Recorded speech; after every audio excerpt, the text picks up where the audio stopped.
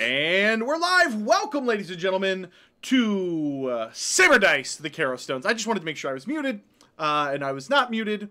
It's been a while, okay? I'm paranoid now. I saw a comment that said, "Oh my God, Cody did it! He made it through a whole stream without being muted." And now I'm like, all like, "Oh fuck, we're live! Oh God, can I?"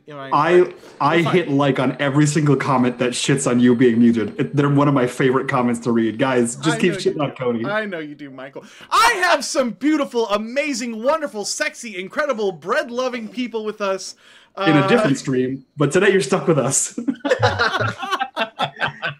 I'm Cody with Taking 20. I, of course, have Lauren B, a.k.a. MsGinjaNinja. We have Michael Hunt of unMadeGaming. We have David FRIANT of Nerdarchy. Jacob BUDZ with the one and only XP level 3. And, of course, we have the amazing, incredible Fat Goblin guy, SCLANDERS, with how to be a great, not an average, not a good, not a mediocre, how to be a great game master. Thank you for joining us. We're excited to be back. If you guys can't tell, we missed you dearly last week, and so here with a few incredible words. Cody is not muted. I better not be muted. I swear to God. That would be my favorite part of the day. Is that what? Now I'm checking. Okay, guys, SCLANDERS, why don't you tell the people about our amazing sponsors who are still with us through at least this episode? I would lose my mind if you were muted right now. Well, our amazing sponsors are, of course, as usual, Fantasy Grounds, which is working everywhere in the world today. I can guarantee you that. It's absolutely wonderful. We use that for all of our roles and stuff, and it certainly does not gimp my roles at all. So Fantasy Grounds, love it. We use Dungeon Painter Studio, which gives us some awesome maps which the players will one day wander around onto by mistake, because whenever I plan or prepare them, they go in the opposite direction. So hopefully you'll see one of those today from Dungeon Painter Studio. And then Elderwood Academy does the boxy, woody, dicey container thingy, which I don't have a sample of because... No, I just don't have a sample. And so I have no lovely assistant. There we go. My beautiful assistant in the bikini over there holding up one of the Elderwood. Oh, Dave, please wear a bikini. I'll be your Vanna White. I got this. There we go. If you want to see Dave cosplay as Vanna White, check out patreon.com/SaberDice. We do have some announcements. That should be a tier. We have some announcements here. Sort of the goals. First up, David is going to be posting some incredible links. So here's the thing. Elderwood was like, "Hey guys, you gave away some dice hexes chest for us, but here's some more." And so we were like, okay, cool, let's just give those away too. So we're gonna have a second Elderwood giveaway for you guys. If you guys missed out on the first one, they're gonna ship anywhere in the world. David, is it 5 minis and 3 regulars? Is that what we're giving away? That sounds about right. Yeah, so we're gonna pick 8 winners. 8. There's 75 people in chat right now watching. We're giving away 8 of these fucking things. So yeah, David's gonna post up. David's gonna. Hey, what are the chances if there's 8 people and 75? What % chance do they have of winning? Oh my God. What is that in yards? 7. You know what? I want to issue a challenge. I want to radicalize chat right now because why not? So part of this is usually to retweet, to like things, all kinds of stuff. Make your own tweet. Copy the link for this challenge here. Tag Saber Dice, tag Elderwood, and put hashtag get your wood on. Get your wood on. Don't do that. Don't do that. I want to see how many people use hashtag get your wood on. Get your wood on. I'm not confident that they... But also purchase something so we don't get yelled at. Yeah, that's true.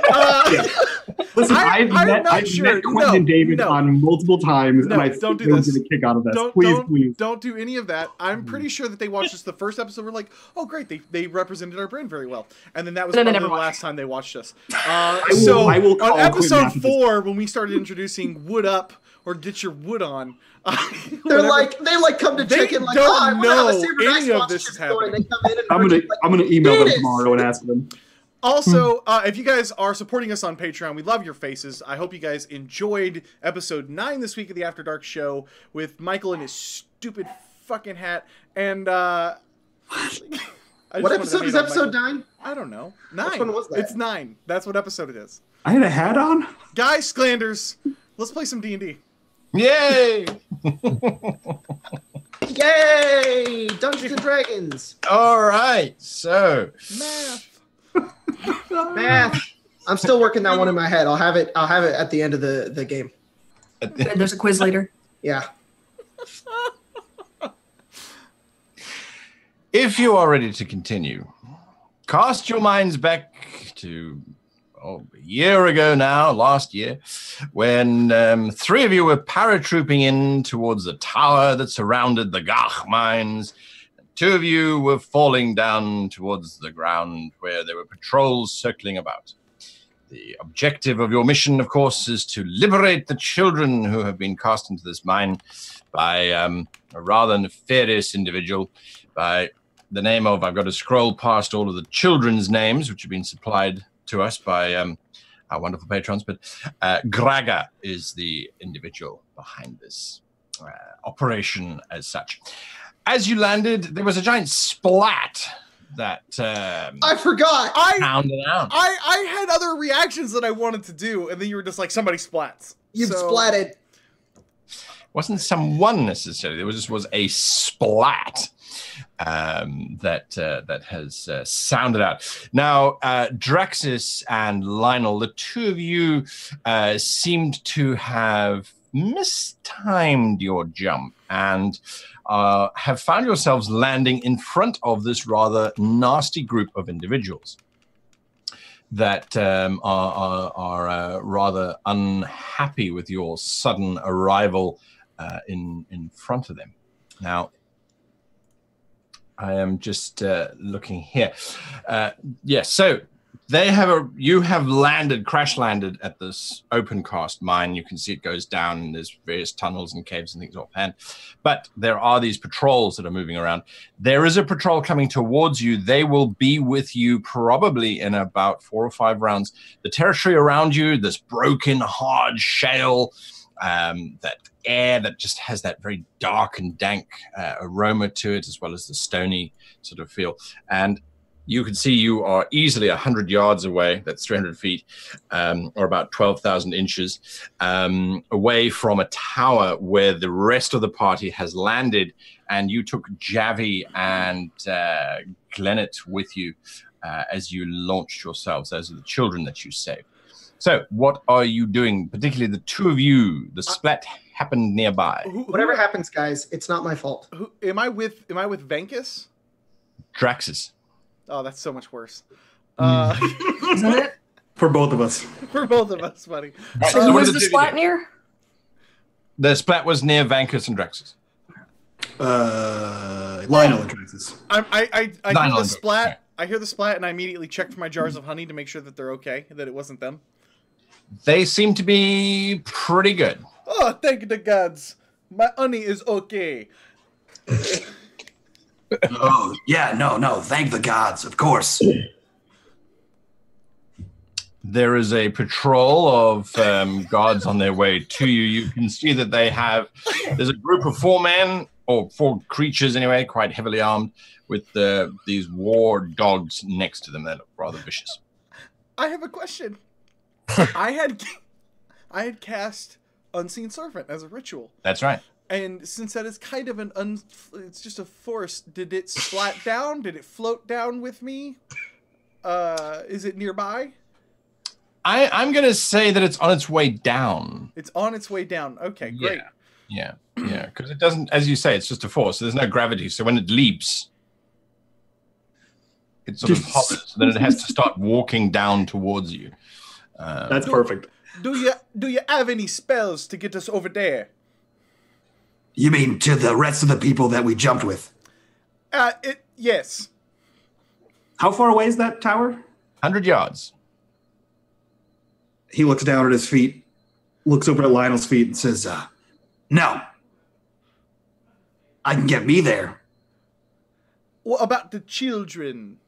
This is Glennet. Dante must have forgotten to cast a spell on him. No, I didn't. Comes from I the tower. don't even know where I am. That was on the wind. No, just me. Patrol's getting closer.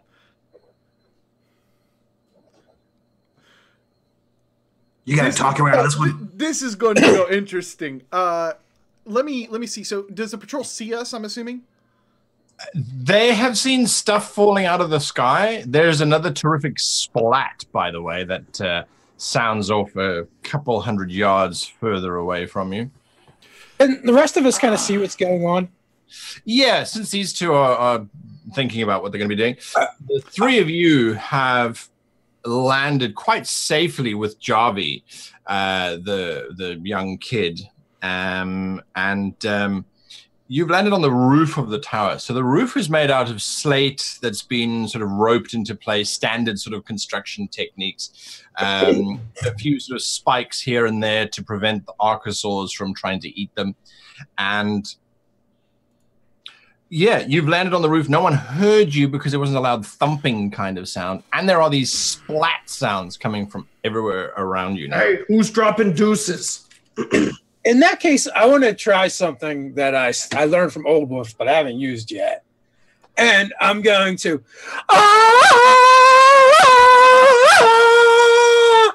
And a bunch of wolves appear around the patrol that's coming towards them. My entire nether region just tensed up when you did that, like someone came in here with a gun. Wow. That was like, I should take that.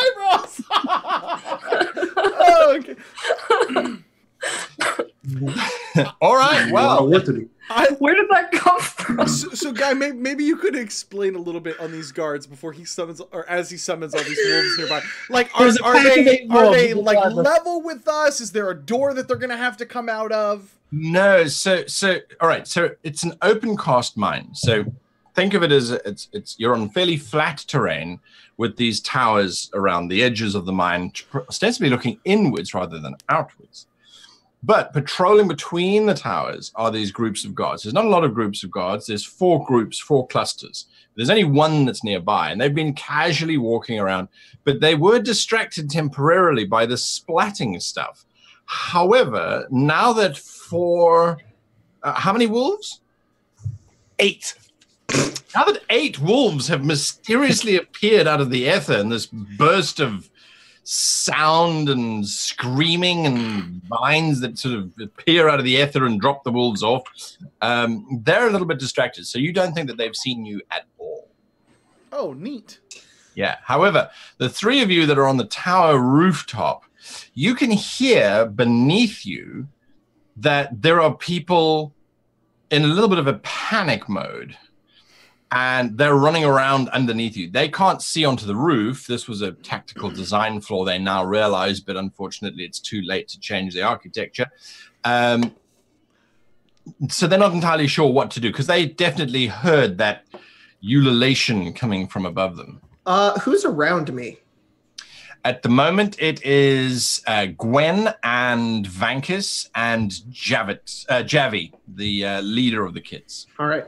I don't see Lionel or Draxus, do I? You do. They're 100 yards away. So think of the towers as circling around. You all headed towards the singular tower. Some of you just overshot it and carried on down, which is where Lionel and Draxus are. I look towards everybody, and well, first I'll look towards down to Javi, and I'll say, "Do you know where he is?" He's usually in the lower parts of the mine. That's where they keep all the gems. All right, let's go to the mine then, and I'll look for an entrance to the mine. All right. So, as I said, it's an open cast mine. So it's a sort of a spiral of rock face that leads down to the central part of the mine. And at the very center, you can see there's this very horrid brackish brown water. But there is also a fairly crudely made hut. And he kind of points at that. That's usually where Janet is. And then all the kids are inside there. They don't work on the open cast side. You can see working the sides of these cliff faces are a whole bunch of slaves. Not chained together. They're all just picking away at the sides of the rock. And very few heavily armed guards. And you can tell the guards straight away. They're the ones that are fully clothed. They have big pauldrons on with sort of bones and spikes and things. They look quite vicious, but they're not a lot of them, probably 15 in total around the entire mine. I will then turn around and kind of loudly but whispering yell out, "And what in the name of James Leslie was that splatting noise?" And I'm going to look over towards wherever one of the splats landed. All right. You look over at whatever is splatting around. Someone took initiative whilst you lot were jumping down, and they possibly were trying to mask your arrival. So there are balls of, it looks like fermented beans. One pile looks like this ancient ball that's been made out of bread crusts that have been put together. Anything and everything is just being dropped, and you look up and you see Sartoon busy doing these big circles, and just these lines of kids just throwing stuff off every now and again. Strange tactic. As they're making this distraction, which has worked up until the screaming sound. Right. Gwen, what are you doing? Was looking for Draxus, sees that he's okay, and goes, "Well, at least," and then looks around and realizes what it is. She goes, "Not again," and just starts shaking a little bit and just starts panicking. She goes, "This time I'm allergic to it as well. We need to get inside. We need to," she picks up one of the children and holds it above her head. "We need to get inside now." When Jarvis completely Listen, we need to leave now. You're on this pitched roof. Your best option is to swing down underneath the roof onto the balcony or landing below it. Vankers has screamed out, done your call. What is your command to those wolves? Just to create chaos. You know, basically nip at the guards and run away. All right, that's exactly it. Gwen's already done. And then I guess also grabbing a kid of my own and heading towards, where we think the rest of the kids would be held. You only took 3 with you, from what I remember. So you have Garvey, who's with the 3 of you, and then there's 2 with Draxus and Lionel. Glennet is one of them, and the other one we haven't yet got their name. And then you're going to try and swing down into this enclosed space. Yes. All right. Lionel and Draxus, what are the 2 of you doing? So this is like a tiered system, right? Yeah. Kind of. Yeah. So are we much higher or lower than them? 'Cause you're right at the top. Yeah. So we're just, we'll just sneak over to them. I mean, that's to the tower? To where they are, if we can see them. And they're 100 yards away, then it's a football field away. Like we'll go meet up. So it's like they're connected. The tops of the towers are connected? Or do we got to go down and then over? You're at the base of the tower, but you can see them on the roof. It's not difficult to miss them. Yeah. The towers themselves, they're not. Don't think of these as giant stone towers of amazing construction. These are made out of bits of driftwood that have been sort of tied together. So the frame is very much like a scaffolding, and just the top part has a platform and a roof above it so that they can watch and see what's going on. Oh, okay.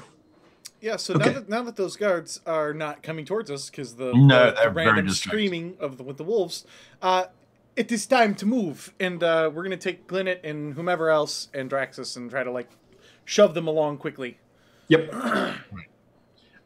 So the one young kid that's with you, you didn't get his name last time, but he looks over at Glennet, and Glennet says, should we get ready to fight?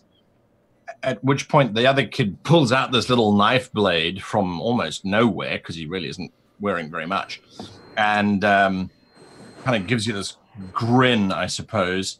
No. And look to you. No, I have an idea. The lockpicks. You guys all have your lockpicks, right? They hold up their lockpick. Okay. What are they wearing? Loincloths for the main part. Perfect. Still good.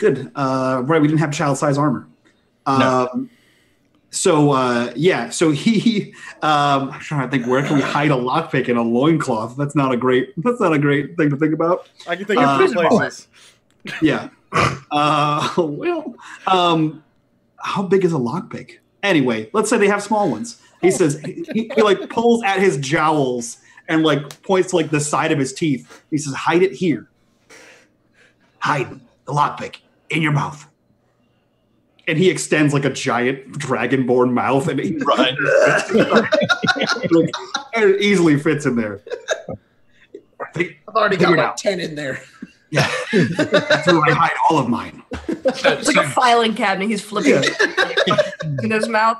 So Glennett puts his in his mouth and looks very uncomfortable with these bulging cheeks because it goes across the inside of his mouth. What's that gonna work? The other one, Mizat takes it and sort of just weaves it into his rather matty hair, and he sort of weevils it in, and then he kind of shakes his head a bit. It doesn't come out, and he's like, "Ta-da!" Perfect. You other kid, do that too. Lionel's gonna, when he pulls it out, he's gonna take it, he's gonna walk over to the kid, and he's gonna like point at his loincloth and be like, flip it upside down so that it makes a pocket in between them, and you'll be fine. Okay? Oh, that'll work. All My right. thoughts are, before we get over there, Lionel, is we convince kids, convince them that you're here to sell them. We get in as the people selling them, and then we knock the guard over the head, free the kids, get the hell out of here. You're telling me we're going to be slaves? No, we're gonna pretend to be like you're a merchant. We're gonna pretend. Why would I sell children when I have so much of this sweet honey right here? Because these people don't want to buy honey, they want to buy children. Everyone wants to buy Lionel's honey. Okay, sell the honey and the children, and then we'll get the children out. I don't care what you sell. Are we there? No, we're walking over to you. You can sell a honey popsicle to a woman in white gloves. Just get it in there. We need an excuse to get in, to see the other kids, to break them out. Right, sell the honey and the children. Yeah, whatever. Perfect. Okay, that's what you two are discussing as you're running towards this tower. The three of you that are trying to slide in underneath onto this balcony, would you all please give me acrobatics checks? Or an athletics check, I suppose, if you want to hang on underneath it. I will do that as well. Yeah. Well, I believe everyone is trying to slink in underneath. All right, Vankus, you're up. Athletics? Golly gee. Yeah. I was going to ask for advantage because I'm using a child, but I don't need it. Oh my god, we're going to get so demonetized. Because we're selling children or because we're using them to sell the children? honey and the children. All right, kids, time to learn about Just the prison. smother them in honey and... All right. Listen, we haven't talked about prison wallets at all. So You are entirely lucky. As the three of you slink in or slide in underneath this roof, you land in this fairly confined space. It's a 20-foot by 20-foot wooden board base. In the very center, there's a trapdoor, which has been left open with a ladder that descends all the way down to the bottom. In this space, there are two guards. Both of them have bows slung over their shoulders and several arrows and quivers nearby. And they have, for some unknown reason, they're still looking up, but they're sort of looking up and away from you, trying to see what's on the roof. You guys are slunk in behind them. So you may all take an action before anything else happens. So let's just work through the line. So, Dante, what are you doing? Is there anybody else? Is there anybody in there? Just the two. Just the The two? two guys. Cool. I will make my way. Oh, wait. I look back at everybody and I have my axe and I'm like, wait, are we just gonna kill them? Are we just those guys? Those guys right there. Can I kill them? All dead? Yes. Can I, yeah. Okay. Gwen goes like this and takes out her Morning Star. I'll start getting up behind one and I'm going to decapitate this fool. Make your attack, you have advantage. Sweet. I'm going to use my feat called, I don't know what it's called. Great Weapon Master.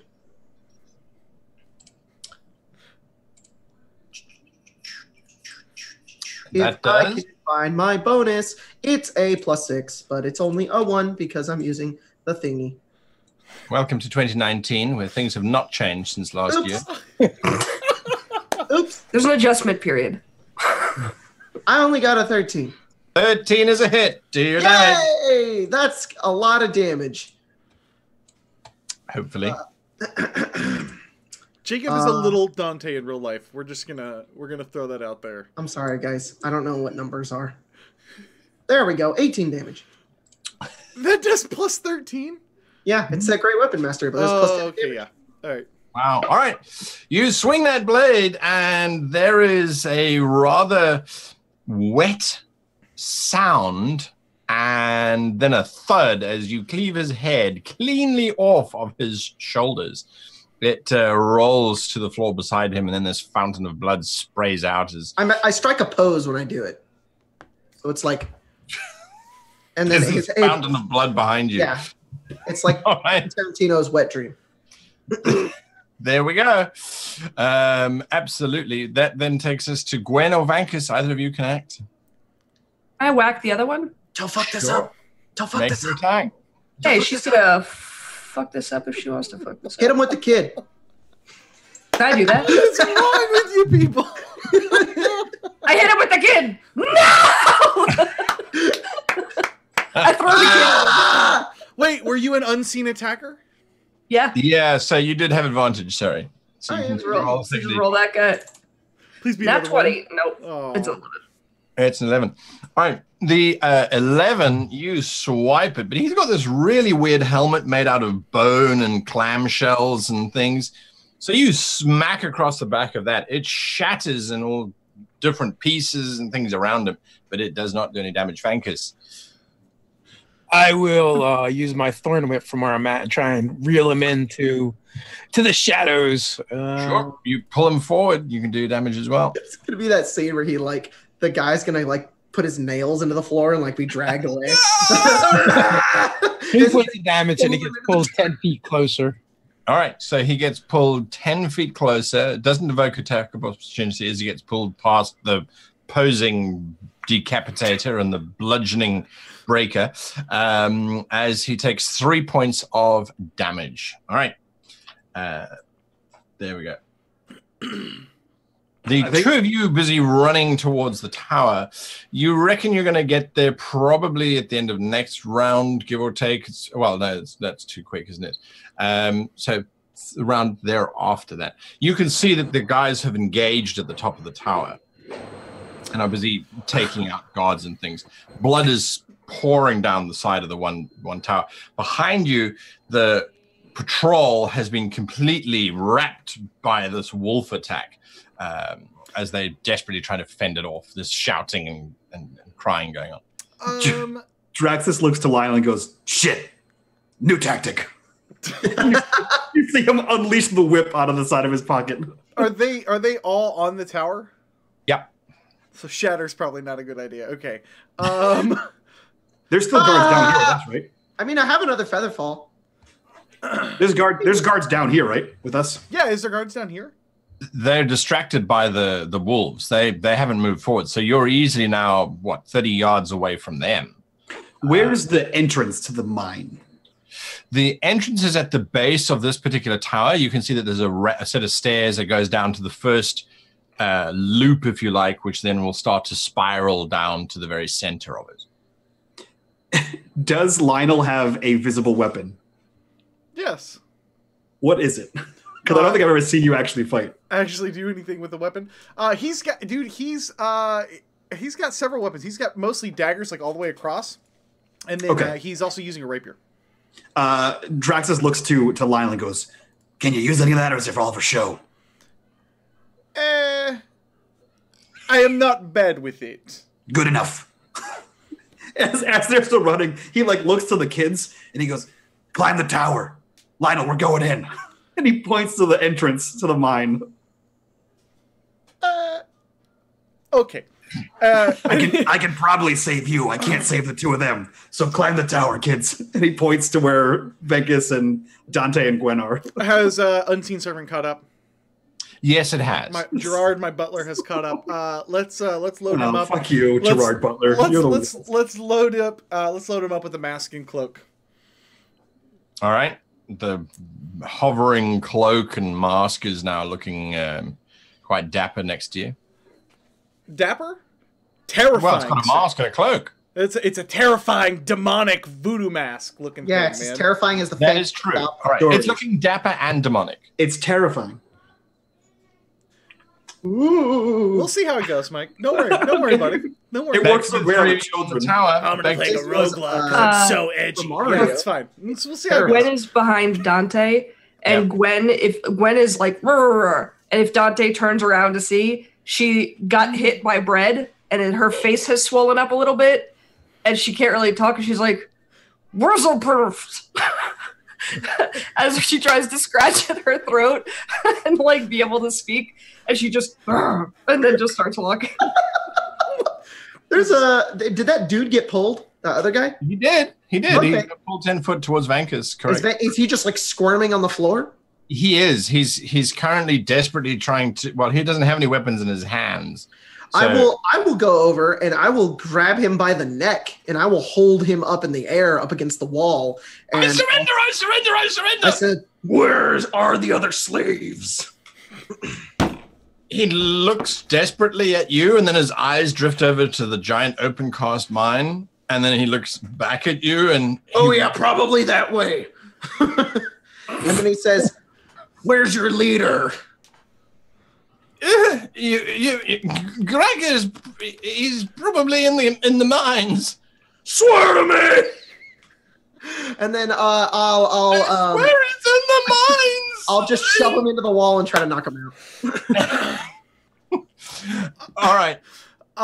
Just for the record, Guy, as we run past the tower, as long as we get within 120 feet of them up top, I will whisper up with message, which takes an action. So I'll just stop and quickly message that to Vankus, specifically Vankus.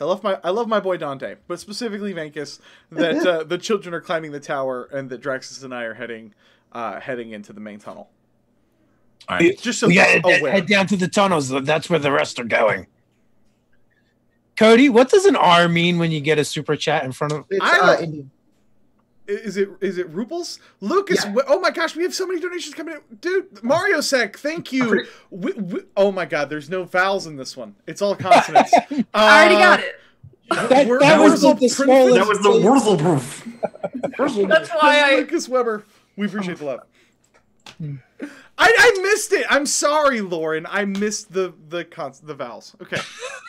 All right. So, Dante, you have slammed this guy against the wall. He passed out almost instantaneously. He this is way above his pay grade. He does Sorry, not. a little. My father came out there. His name was Christian Bale. Let's go. And then I turn and I begin to walk further into the mine. Well, I'm gonna wait coming that though. way.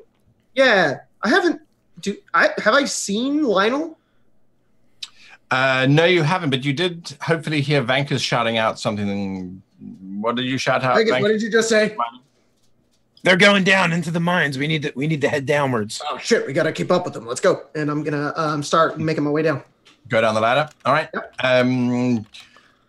Gwen, the mumbler. You following Dante down?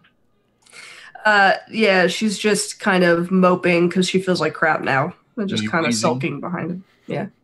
All right. Vankus, obviously, you're going down as well. Yes, Sure. absolutely. Hopefully you meet up with the kids, because I did tell you about the kids climbing up the tower. Correct. The kids did not take the ladder because that's way too obvious. So they're busy climbing up the sides of the tower, up the scaffolding and the like.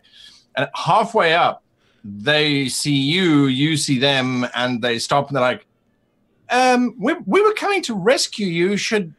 Are you rescued? Just come with us. Yes. All right. So everyone starts climbing back down again. Yeah. All right. There were like a bunch of people in there. There's 3 kids with you. 3 No. kids. Gotcha. Cool.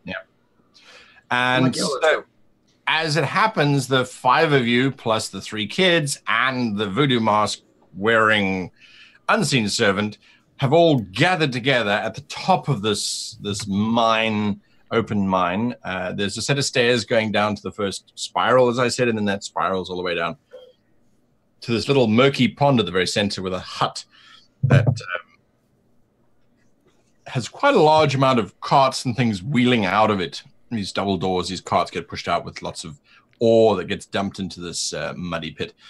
It appears as if there are some guards that they're not aware of you necessarily, but they are aware of this commotion of these poor guards being attacked by wolves out of nowhere. How long does that last for, Vankers? An hour, up to an hour.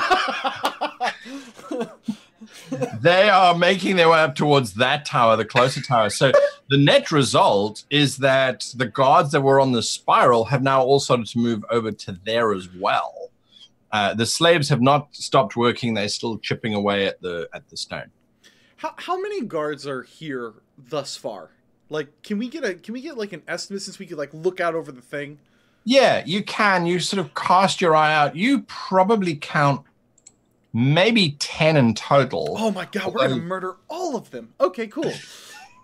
All right. 3 of them There's have 10? started making their way towards the tower. There are only 10 of them. Shit, there's 8 of us. We're fine. We're all like stealthing, like, all right, what should we do? Oh, fuck, let's just fucking kill him. Damn it. Why didn't we just do this?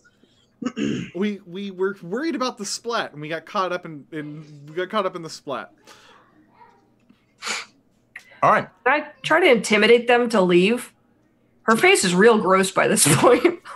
You're trying to intimidate guards as you make your way down towards the stone hut?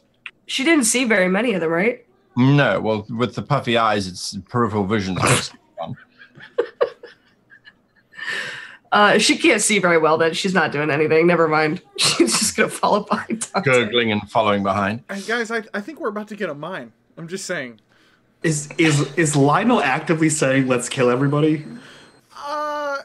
He's running with you while you make Okay, fun that's of, that's why I'm asking. Yeah, he's running with you inside, but I mean, we don't know how many people are inside or how big the inside version structure is or whatever. Okay, correct. I get it. Hey, maybe we should just kill everybody. Dante might be saying that. Yeah. Such a departure from Barnabas. These guys go down so easy. I just cut one of their heads off.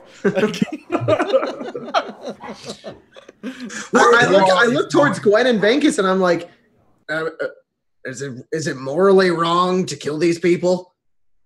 I don't know. I'm just more interested in getting the kids out and getting Sophie back. Yeah, that's true. Maybe I can do some magic shit. There is a guy down here that you could definitely kill the shit out of. From next to you, one of the kids, Jarvie, he raises a rather crude-looking dagger, and he says, "We should kill them all. They should die." I look at Javi and I say, Javi, you will die. You are a child. I am 14, he says, sort of puffing out his non-existent chest. I go over and I'm going to leg sweep attack him and knock him to the ground. During this, Gwen's healing her face. If I say, do I need to roll? So the distraction has been working quite well, although it seems to have stalled the party rather than have advanced. Yeah, Give me a grapple check, so acrobatics or athletics against poor old Jarvie. Jarvie is not great. And then I'll put my axe kind of like on top of him, and I'll say, "You're gonna die." And then I say, "Stay here. Don't do anything dumb." And I'll take the axe off. And God, what, Cody? You want to say something? Because you're not here. And then I will. You're all together. I was the one that said, "Don't bring the kids," and you're like, "No, the kids are fine. They're old enough to see murder." And then you're all like, "No, stay here." I said they could come. I didn't say they could kill people. I think we Why should. did you think they were coming in the first? All right. I think you're kind of sending mixed messages to them. Look, they need to learn about this kind of stuff, but they don't need to actively participate in it. You're being a murder tease. All right, fine. Let them go fight. Let's do it. Come on, kid. Let's go. Gwen, Uncle Lionel thinks that you should be stabbing people. Let's go, buddy. Come on. And I'm going to pick him up, and I'm going to start walking down. I'm going to walk up to one of the guards. I'm going to hold up my axe and say, "Hello, sir. Can you please hold still for a moment? This child needs to stab you in the neck." And then I realize what I'm doing, and I'm like, oh shit. So Jarvis starts to cry as you're dragging him towards he doesn't know what's going on. Oh, I'm awful. Come here, kid. You're gonna murder this motherfucker over here. I feel like I'm running a flying circus. You Give me the child. It's running in the background. Just like. This combat brought to you by the Betty Hill theme song. Oh my god. I think Drax is just standing in the middle of the carnage, just looking. That's kind of what's happening. So you're walking up to this poor individual who is glaring at you as you approach. Like, excuse me, sir. Excuse me. I have to teach my son something really quick. He's not my son, but you know. Right. All right, hold up. Stop crying. Stop crying. Hold up the knife. Hold up the knife. Stop crying. All right. There's no crying in murder. Uncle Lionel wants to teach you this. Yeah. Hey, it's not working, Lionel. It's not working. I don't think the kid wants to fight. The guard wasn't looking at you. He was sort of watching his companions going up to solve this wolf problem, apparently. I'm fully aware of that. Lionel, you are acting first. Am I here? All right, I'll murder whomever is in front of me to murder. There isn't any. So that's the thing. You guys came down the stairs to the top of this open cast mine. The guards that were on this level have all been distracted to go off and fight wolves because apparently that's the thing that's happening. So I'm assuming you were slowly walking down the spiral past all of these little slaves who paid no attention to you whatsoever. So as you're now kind of getting deeper into the mine, there's now one guard who was busy shouting at a slave. He then hears this shouting from Dante about, no, you're going to kill someone. And he's looking over and he's standing with this look of incredulity on his face, which is quite easy for him to achieve because he's an ogre. So he's quite dumb looking anyway. And he in one hand is the whip, in the other hand is this rather crude looking spear. And he's just watching as you approach. So Lionel, what are you doing? What are you doing? And I'm going to kind of have Gerard Butler kind of walk up. You're not supposed to be whipping the children. You're supposed to be cutting their legs on the inside. Like, totally confusing. Random thing, just a confusing thing. As I get up close to this thing. What's going on? Give me the whip, my man. And I'm going to walk up and just take the whip like I am fucking in charge. I am in charge of this shit. Give me a persuade check. This is definitely how we were supposed to do this. Or a performance check. Yeah, sure. Let's see. Skills. Let's see. What performance is a 4. Persuasion is a also a 4. All right, cool. We'll perform the hell out of this, sir. Natural 20, baby. Natural 20. 24. He hands you his whip. He's like, where did you even get this whip? Who gave you this whip? I got it. No. What is his name? Whose name? Who gave you the whip? I'm gonna like turn him, like I'm gonna like shoulder him and turn him and kind of like push him like I'm directing him. And I'm gonna push him up to the other guards. Towards the wolf guards? Yeah. All right. You're not even paying attention. It's not my ring. Bankers, it's not my ring. What are you even doing? What are you doing while this poor ogre is being bamboozled? Watching in horror, I think. I'm starting to feel bad for the ogre. All right. He's like, hey, guys, come on. So you're watching the ogre. Draxus? He turns around and leaves. You spit out about 3 lockpicks with that motion. Yeah, Draxus is probably the furthest away from whatever this shit show is. And he's taken stock of the children, his allies, and he's contemplating and looking up at Sartoon, wondering if he can make it back to Sartoon alone and just leave.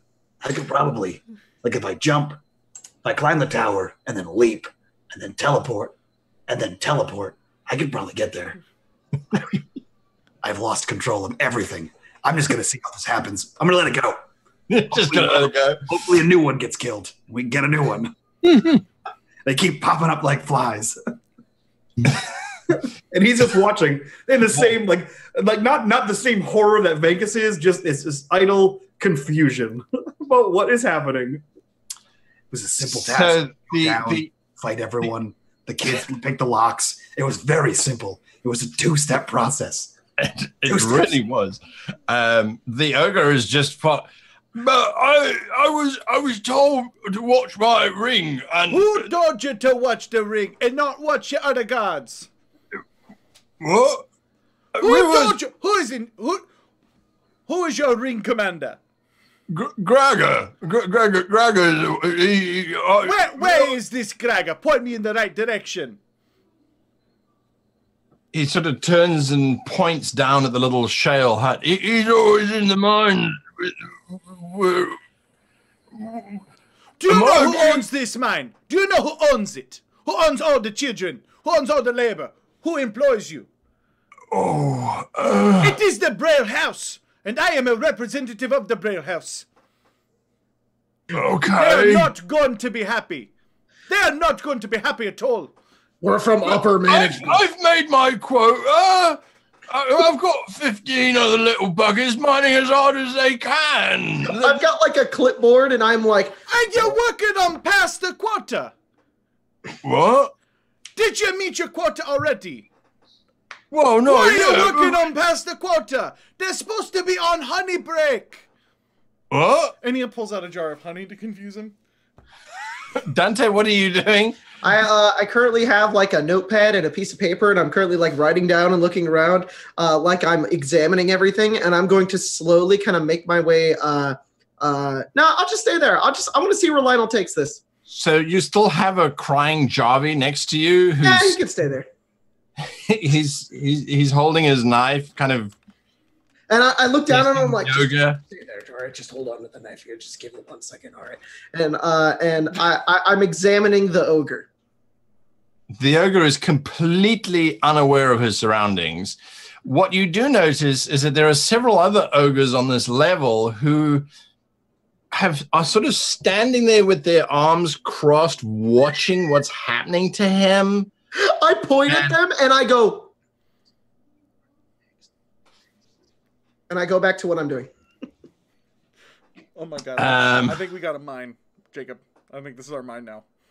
We're gonna convert the ogres. We even have ogre into slaves. mines. Yes, Perfect.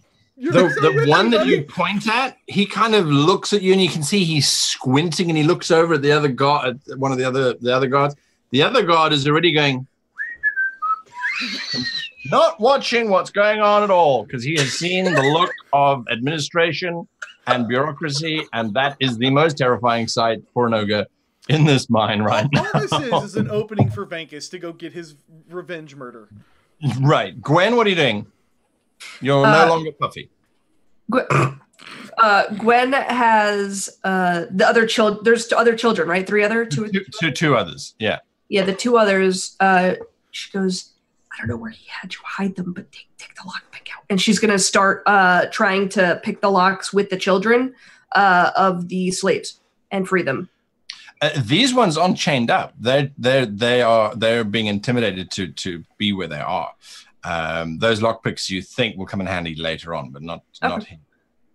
Then she will start kind of pushing some of them out, and she takes the pickaxe and is just like. So you start and then we like between the three of us we like get one more and they leave. We just kind of scoot down. We're just making our way down the mine. So you're trying to convince these kids to leave. All right. They realize what's going on. They see the ogre is distracted. The problem is, as they look at you guys, there's a vague hope that starts to come over them. And then they look at CODY and the ogre getting very, they look at Lionel and the ogre getting very buddy-buddy, and they get a bit suspicious because they're not sure what's going on. So they're starting to stand in a little cluster. Glennet is busy moving amongst them going, we're saving you. We're saving you. Whereas Mizat is like, he's a little bit nervous. but he's moving between them all, whispering and asking them questions and getting them to give him answers and things. So do I see the kids kind of like getting a little weirded out about what's going on? Apart from Jarvie, who's in tears because you're going to force him to kill someone, the rest of the kids, as they're sort of being told stop picking, they're standing there with these, and you realize they're very blunt pickaxes that they were using anyway. I'm kind of standing there, and then I just literally lean over to Lionel, and I'm like, "Hey, when are we gonna give up this bit? Because we gotta kill these guys." Back to you, Lionel. What are you doing? We're not giving it up, Dante. It's an opportunity. And so, yeah, I'm gonna keep pressing on, and I'm gonna walk this ogre to the other. Like my job is a distraction. My job is just to totally distract. I have no idea where Venkus is. He's supposed to be murdering somebody, because once you cut off the head of the snake, everybody else will panic and think we're in charge anyways. So I am going to take Draxus and or Dante and continue this direction, and hopefully Venkus can get in and out and just do a little stabby or a little tiger, roaring. And if we're distracting all the ogres, and if he's leading the charge on it, and we push kind of forward with all of them focusing on us, I'm going to kind of turn to the party and just be like, "Hey, go get! This is the opportunity to go." And I'm gonna to add on to that, I will turn and kind of message. I'll kind of message back over because it's an action. Venkus, it is time. You should be going. And then I'm going to continue to walk this guy. I don't know who your ringleader is. It is terrible. You're walking the children past your quota. Do you think they just grow on trees? They are a finite resource. Have you planned out your Q1 yet? Or do you not do that around you? Do you even plan? Listen to Dante. Do you even have any planning? Open that big-headed doors. Completely sloppy. The one unacceptable, Dante. It is unacceptable. I've never seen any this kind of. This is the worst. And I'm gonna yell out to the other one. I'm gonna yell out to the other one. This is the worst mine in all of the Braille family. I have never seen one this bad and disorganized. We're in charge. And you really are, because this poor ogre, he's stopped even trying to answer questions because his brain can't keep up with the speed of throwing these questions at him. He's now just looking across the open cast at his other ogre companions with that look of absolute terror, begging them with his eyes, because he can't verbally do it, for them to come over and save him. And they are stubbornly refusing to do that. They are just watching this circus. But if you're starting to move towards them, very slowly. I am not in a rush. Sure. Like, if they're spread out, right? It's a big mine. They are. They're spread out. I don't want to get to more. I don't want to have 3 ogres in one place. Sure. 2 is okay, because I can sleep one and Dante can cut the head off the other one. Gotcha. So we're okay. Well, that's not where I thought that was going. Manageable. and it's not difficult, because as you're moving towards the one ogre, I will tell you now what he does. He doesn't realize what you're doing, so he's just standing there with this grin plastered all over his face because he's not the one who's in trouble. There's a slightly more savvy one who realizes what's going on, and he suddenly looks over at some slaves in the opposite direction to where you are coming from, and he says, "Oh, what are you doing? I need to go and investigate." And so he starts walking as fast as he can towards this erroneous sort of action that's happening. So he's sort of moving, and he's moving around you guys as fast as he can to keep away. So there's just one that you're not heading towards, right? Who's the idiot? Okay, so he's fleeing, basically. He's trying. He's basically fleeing Edmund with. That's work. Could not be better. Could not be perfect. Right. More perfect. Meanwhile, that leaves Draxus, Gwen, and Vankus with the 3 kids. I want to try and sweep up the 3 kids in my wake and head towards the shell shack. Oh, easy enough. Absolutely easy enough. Not a problem whatsoever. Draxus, what are you doing? Having an anxiety attack.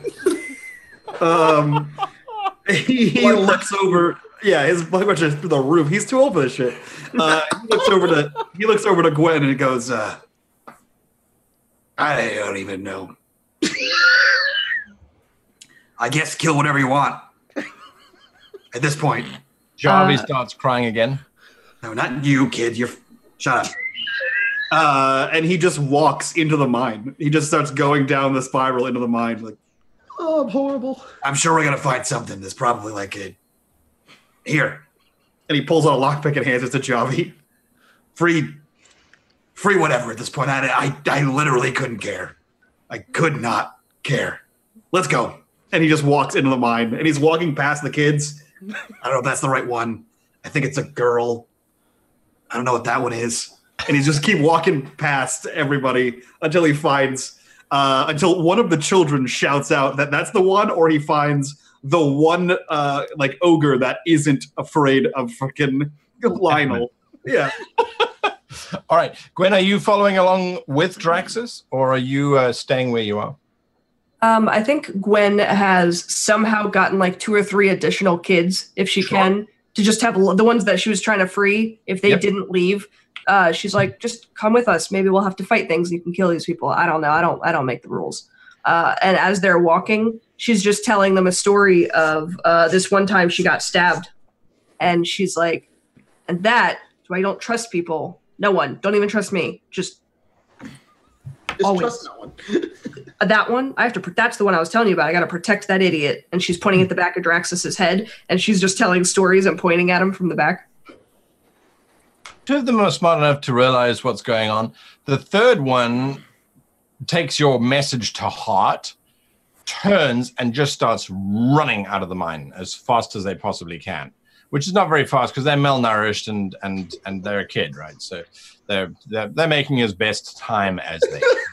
What a wimp, am I right? She's just looking at the other kids. Vankus, what are you doing? Gwen. It's the other kids. Pussy. Gwen, really? Practice has to think about how bad that was.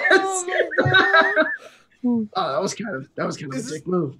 Is this how you imagined the session going, Guy? I'm just curious. Nope, not at all. Maybe turn into a cat. Not at all. All those encounter tables that I put together. You happen to prey on their intelligence. That was a good move. It was a good move. Vankus, what are you doing? Everyone is clearing out. There's this gaggle of kids gathering around 2 barns. Gwen, and the rest of the ogres are all watching up. You do, however, notice that one of the guards right at the bottom, and Draxus, you will see this, as will you, Gwen. Dante and Lionel, you guys are just too involved in your play to notice this. One of the guards right at the bottom has actually disappeared into the shack with that sort of furtive run of someone going to go and warn the boss that apparently the owners are here. Okay, I want to then go to the bottom. And how tall is the shack? Can I like vault to the roof of it? Getting onto the roof is very easy because obviously the spirals look down onto it. The shack itself is probably only a story high. It has these 2 large double wooden doors which are permanently open, and this very crude track which feeds out of it, and that's what the kids are wheeling these large metal trucks on that are filled with stone, which gets dumped on the sides, and then more kids break the stone open looking for various gemstones and things. So the mine boss, do we know what race he is? You remember tales of Gregor being this very large, very ugly looking ogre. Okay. So, and I know the ogre that just went in. So I'm gonna wait definitely not him. Above the door for another for him, and then maybe another one to come out that looks different. Sure. And as soon as that happens, I'll jump into the air and then change into a brown bear. Because that's what one does. So you position yourself. Gwen, where are you going to stand? You can see Vankus climbing up onto the roof of this structure. Gwen's probably just hanging back with the kids. She's still just kind of following behind Draxus. Sure. Telling them stories of her adventures. These ogres are not rolling well for their intelligence checks. They're just failing. They are terrified, absolutely terrified of that clipboard and that cloak with the mask that's just drifting around behind everyone. What the hell is that? Is that the real owner? And then you always, in a bunch of individuals who are terrified of administration, one of the ogres is leaning over to the other going, oh no, I know that one. He's definitely the owner. You can tell by the cloak. He's the one who's really in charge. Those two loudmouths are just the muscle. No, I heard stories of this family. Because there's always someone who knows what's going on. Meanwhile, they know nothing. They're all like in the break room. They're like eating like cake, and they're like, "Oh, earlier that was just bad. You saw the owner, right?" They're like, "Oh, yeah, absolutely." What was behind that mask? Exactly right. So that's what's happening. So sorry, Gwen. You were staying back with the kids. Is that right? Yeah, she's just kind of keeping an eye out and talking to the kids over her shoulder. So you've gone down so that you're at the base, same level as the shack. Correct. Right. So there are no guards down here. All the guards are up in the outer rings, and you can now count quite easily. There's 7 of them in the quarry that are left. The rest are still up the hill fighting the wolves, and trying to figure out who's dropping bread everywhere. Draxus, you kind of said you were making your way down, but now that everyone's sort of come to a halt, what are you doing? Was Draxus able to see the what looks like the main shack where that one ogre ran into? Yes, absolutely. And I assume perks like a gargoyle on top of the shed. Exactly right. And the kids who were destroying the rock have now also stopped working because just one of them stopped and realized they weren't being whipped to death for stopping. Yeah. So now they all stop. So the quarry, what's happening is this very strange audio effect where at first it sounds like 10,000 starlings busy smacking their heads against rock. That's now starting to slowly stop as the kids are realizing that they don't have to carry on hitting the rocks because the ogres are all completely perplexed. So there's this weird clicking sound getting less and less and less as it works its way up the tiers, like in a Mexican wave, except this is an audio wave. Okay, I'm not going to touch that one. I don't know what that means. He turns around and looks back to Gwen and says, "If I promise not to die, you want to keep an eye on those?" And he points to the kids. What are you going to do? I'm going to go in there where I don't even know what he's doing. And he points to Vegas perched on top of the roof. She looks at the children and she like goes, and all the kids like they've been practicing this. They just kind of go in with like that pickaxe, like they're ready. She's like, they're gonna watch the door. She's like, do the call if they're coming. And she goes in with you. She goes, there's she just hand to your face. There's literally no way I'm not going in here right now. But the kids need to free the other kids. Literally the entire point of this. They literally don't have shackles. I already tried. Oh. You're dumb. And she just continues walking. All right. This is the worst mine ever. And he walks in as well, underneath the tin roof of this thing. All right, you're walking in underneath the tin roof. Fantastic. So I will now do this because finally we can share a map. Oh, Whoa, what? You made these? did. What did you make them in, guy? I made these in Elderwood Academy. Dungeon Painter. Get your wood on. Dungeon Painter Studio. Get your wood on. Studio. That's it. No, Dungeon Painter Studio is paint your dungeons in a studio. Paint your wood on. Paint your wood on. Oh my god, please. I actually like these sponsors. We like them too.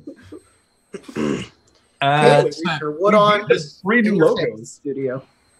This passageway opens up in front of you, and stepping out of the doorway, beyond here is the beyond the passageway. You can see that there are the train tracks disappeared down into the ground. I couldn't work out how to do that on the map, but Suffice it to say, the tracks go down and you can see the kids continuing. The doorway is what is critically important. Currently stepping out of the doorway is this very angry looking ogre. And he looks behind him as if he's talking to someone. So there is an ogre with him as he steps out. I did the scale wrong. So there's an ogre that steps out, and then standing behind him is this incredibly angry-looking individual who is saying, "I own this bloody mine. What do you mean the owners are here? There's no, this is my mine." As he is marching down the corridor behind this very large ogre. He is invisible because there we go. He's visible as he makes his way forward. I'm going to add them to the initiative tracker, hopefully. Yes, and we can take it from there. All right, everybody, sing the theme song. There's a theme song? No, I don't know. Make one up. It's something. It's got to have big, heavy drums, right? Like that scene from Gladiator when they're beating all the drums. Carry on, guy. It's fine. I'm trying to figure out how to put these things in the middle. It's been so long. It's over. He's gone. I've humored you enough today. I have humored you enough. There will be violence. All right. I don't know why he's invisible. Okay, there we go. I hope he's not really invisible. All right. Awesome. There we go. An invisible orc. That's why he wears a mask. All right, so that is what you are seeing coming down that passageway. I apologize for that delay. That seemed overly complicated. That is what the two of you are seeing coming down that passageway. Obviously, Vankus, you are not seeing this. You just saw them walking underneath you. Lionel and Dante, the two of you have now met up with this other ogre who did not have presence of mind to start running away in time. Roughly how many ogres are here, guy? 7. 7. Perfect. I'm going to tell him, this is just disgusting what you are doing here. You're going over your quota like they just grow on cheese. We are having a tower inspection. I turn and I lean my ear down towards the unseen servant and I go, all right. Yep, we're having a meeting. Everybody get together on top of the tower. That's it. That tower right there. I want you to go round up the rest of the ringleaders and take them up to the tower. We're going to have an inspection. Leave your whip right here, right now. Make it happen. The one ogre's like, oh yeah, I'll go to the tower, and he starts running as fast as he can. No, I want you to go get the others, and I'm gonna point them. We're gonna take them all up to the top of one tower. All right, so that's all your plan. 7 ogres. The other one that you've just arrived at, his brain seems to have started to spin up to speed, and he looks at you. I'm sorry, but who are you exactly? You're fired. Who am I? Who am I? I am the inspector from the Bear family. And right now, you are in major trouble. Do you even know? Do you even know what the commander did to the last ogre who had to go to do what you're doing with your quota right now? Yeah, we've strung him up, cut him open, and ate him for lunch. No, not at this mine. Not at this mine. I'm talking about the Vankus mine. The Vankus mine. Did you even hear what they did to that ogre? All right, give me a persuasion check, please. Because of the questioning of the unseen servant, which has unsettled him slightly because he's not too familiar with this kind of... Can I give Lionel a bardic inspiration? Yeah, you can indeed. All right. A D8. Add it to your roll. All right, Fantasy Ground Gods. Listen. No, a D6. It's been rough. I'm not gonna lie. I get it'd be funny. Ha ha ha! Saber dice 4. Now we got to fight all the ogres alone. I mean, your first roll of the year was a nat 20. So that really is true. Here we go. Persuasion. Performance. Performance or persuasion? Okay, so that's an 11 plus. So 15. Another solid 15. And you know, I'm just saying that's solid. don't remember that. Who did you say you were with? We are with the Brave family. We are inspecting right now. You and you and you. And I'm going to do a very powerful sales technique, guy. A very powerful sales technique. Oh, really? When you tell someone, dude, try this. I'm telling you. Now, is this because you're a big sales? You say the words, follow me, and then you turn your back and you start walking. And let me tell you something, 97% of the time, they're going to just go, okay, and then they just start walking behind you. No, is that because you're a big 3% of the time you get hit in the back of the head with an explaining it to overclock. you. In the heat of the moment, you'd be like, okay, let's go inside. Because that's what people do. I'm going to walk away from this them is and a start roll walking off. towards the tower. This is playing chicken with an ogre. So you're going to roll a d10. I'm going to roll a d10. If you get higher, the ogre is going to follow behind you. Because right now he does not trust you. But after that impassioned declaration of a sales technique, which now will never work on me, and I will just go to the sales manager and say this. Anyway, that's a different story. Sure, the sales manager. You're going to get that guy's best friend. I'd like to see Cody try to sell an ogre some Verizon. I would do it or honey remarkably well. Ka-chow! 10, baby! Give it to me! The ogre kind of, yes! he looks around, but he can't help himself. He just starts following you. We are going to the tower. Follow me. And I'm going to turn and I'm going to walk towards the tower. And Dante, I'm hoping that you accompany me. And we're going to, the other guy's already grabbing the other ogres. And we're going to get all 7 of these motherfuckers up there in that one tower. That's what's going to happen. We're going to will it. You will force your way to make it happen. That's what you're busy doing. We go back to Vankus. Vankus, you can hear this commotion coming from underneath you of this person saying, but it's my mine. I own this bloody mine. What do you mean the owners are here? Come on, get out of my bloody way.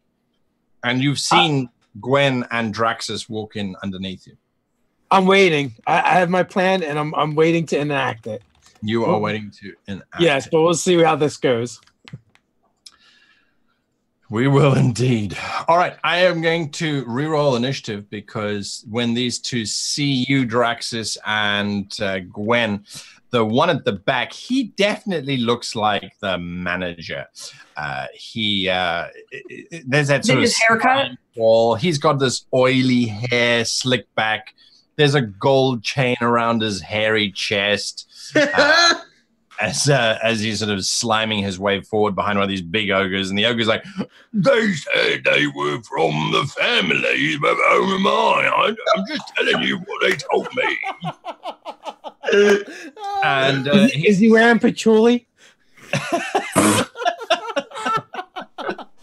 He sees a lot of you, and he stops. What are you? This is mine. Are you the buggers who are going around confusing my ogres? I'm sorry. Are you speaking to me? Well, yes, I'm talking to you. The only one here. No, they're outside. No, they're over there. That's the best fucking answer. Oh my god. We're here to sell children. They have like kids. They're like walking through. Are you the ones confusing my ogres? No, it's the other guys. Okay. So he looks at the two of you. When you say you're here to sell kids, why didn't you just say that in the first bloody place? Over across the back of the head. Let me clarify. We're here to sell children.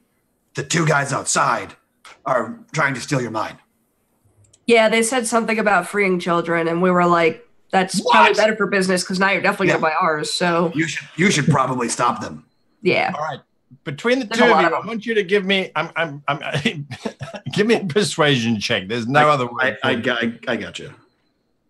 Well, can I do it too? Sure. Because I had a +6. So do I. Oh. Yeah, but you can tell that you do. He turns. Touché. He turns to the big ogre and he says, you, make these two comfortable. I'm going to go and sort out whatever the hell is going on outside. Where is everybody else? And he just starts marching past. He stops breathing in front of you two. To clarify, are you Gregor, Gregory? Gregor. I'm Gregor. Okay. Just checking. I was sent to meet that person. I don't want to talk to just anyone. And he motions to the apparently big. a bunch of idiots, he says, looking at the ogre who's just standing there glowering at him. I know. I'll be back, he says. Tell and me about marches out of the... Can't find good help anywhere. The big ogre is sort of looking at the two of you, and his brain ticks over, and he goes, I thought I saw you coming in with them, but I must have been mistaken. If you'll please come with me, would you like tea or coffee? He says as he starts to lead you. This is awesome. Could you show me where Gregory keeps just like the majority of his things, right? I want to know what I'm kind of dealing with here. If I'm going to sell some kids, I want to know, does he actually have any coin back here, or is this like a, is he going to try and stiff me? You seem like a nice guy. As a matter of fact, Mr. Gregor, well, this is a very lucrative mine. Really? The open cast stuff generates a fair amount of income because of the iron that's inherently based in the rocks. The morphology of the geology here is quite impressive. Yeah, very different than the gems of the Arsaurs produce. I'm taking you to his office, but there's a different part where most of the children, the little ones anyway, they can fit into the shafts. That's where that's down here. You mind giving me a tour? I'd like to see, like, is there a vault? Is there just like a library here? Perhaps priceless artifacts? I'd like to see what kind of man this Gregory is. Gregor. It's a difficult name. It really is. I don't have lips, you see. I didn't want to comment, sir, he says. That's taking you along the passageway. All right, so you guys are just disappearing deeper and deeper into this cave system. Yeah, with the biggest of these monstrosities. Yeah. Vankus, you are perched, ready to launch yourself into the air. And stepping out is the slime ball who has got this sort of slick-backed hair. He looks like an ogre, but he definitely was a runt ogre. So humanoid, more humanoid than the rest of them, but not heavy set, just very slimy. You can see in his on his back, because of where you are, he has two very ornate-looking daggers tucked away in a brace that sits in the middle of his back. As he sort of strides out, looking around, what are you doing? I want to jump off, turn into a bear, and slash him. Is that advantage? You have advantage. He does not expect a drop bear. A drop bear. Drop bear attack. So that's a 21 with the claws, and then I will bite. And that is going to be a 20 or a... It's going to be a 20. It's a 20. All right. All right. So, you drop down on this poor fellow, and you slam into him, dealing your damage. so it's going to be a total of 16. 16 points of damage? Yes. All And he's got a lot of bear on his back. It's 16, and then I'm going to give you an additional 2d6 damage for landing on him. I'll take that. Yep. That's another 8. All right, so 24 in total, yeah? No. Right. Yeah, 24. All right. You slam into him and just deal this horrific amount of damage. He does not know where it comes from. He is pulled down to the ground with you. It's absolute chaos. Gwen, back to you. Are you following along? There's a doorway to your left that you're walking past because the ogre is continuing down. Sorry, you can see more of this passageway. Let me do that. He's heading down this way. Draxus has got him engaged, talking about the rather unusual sedentary rock that they find down here. Yeah, she'll probably pop in this doorway. She'll probably, I'll be right with you. He doesn't seem to notice. He turns and says, "Oh, you can just wait in there. Gracker will be with you. Mm-hmm. And she's gonna pop in that. Sure. So you step into this room. Hopefully. Oh, wrong button. Hopefully. Yeah. You step into this room. It's quite tastefully decorated. If the person decorating it was high on acid and crack cocaine, there's this horrid lime green carpet in the middle of the floor, and then this desk arrayed with papers and all kinds of bits and pieces. And this large, looks like a bare head is mounted on the wall as you enter. There doesn't seem to be many chairs available, but there is a very heavy strong box in the left-hand corner from where you are. Can she pull that lockpick that she took from one of the kids? Sure. And she doesn't know what she's doing, but she's going to go for it. She's going to go for it.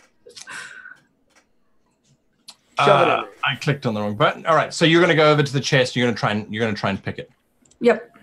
All right. So, wait. Let me bring up the right table. Sorry. As you go to pick it up, I need you to please give me a perception check. Oh boy. Yeah. Which you do not make. Nice. As you bend down to this strong box to pick up, it suddenly attacks you. Oh my god. The box just suddenly opens up with these teeth, and these little tentacles come around from either side. Oh, this is... I'm not going to say it because we're streaming. Never mind. All the load. Okay, and it makes an attack against you. Fine. You are there, Oh my and god. it hits you. Yeah, it does. Yeah, it does. Oh my For God. 4 points of damage. Man, this is great. This is classic. This is a party split up in so many different ways, I can't keep track. I feel pretty good about this. You do? Oh man. All I can think of is like, Oh, I've seen this. I've seen Draxus do this before. She pees a little. pseudopods. I had It's no way idea less when sticky you when he does it. I have no idea when you pick locks wrong, the box comes to life and tries to eat you. It's like, you hear her like under her breath, like, in all my years. In all my one few days. Dun, dun, dun.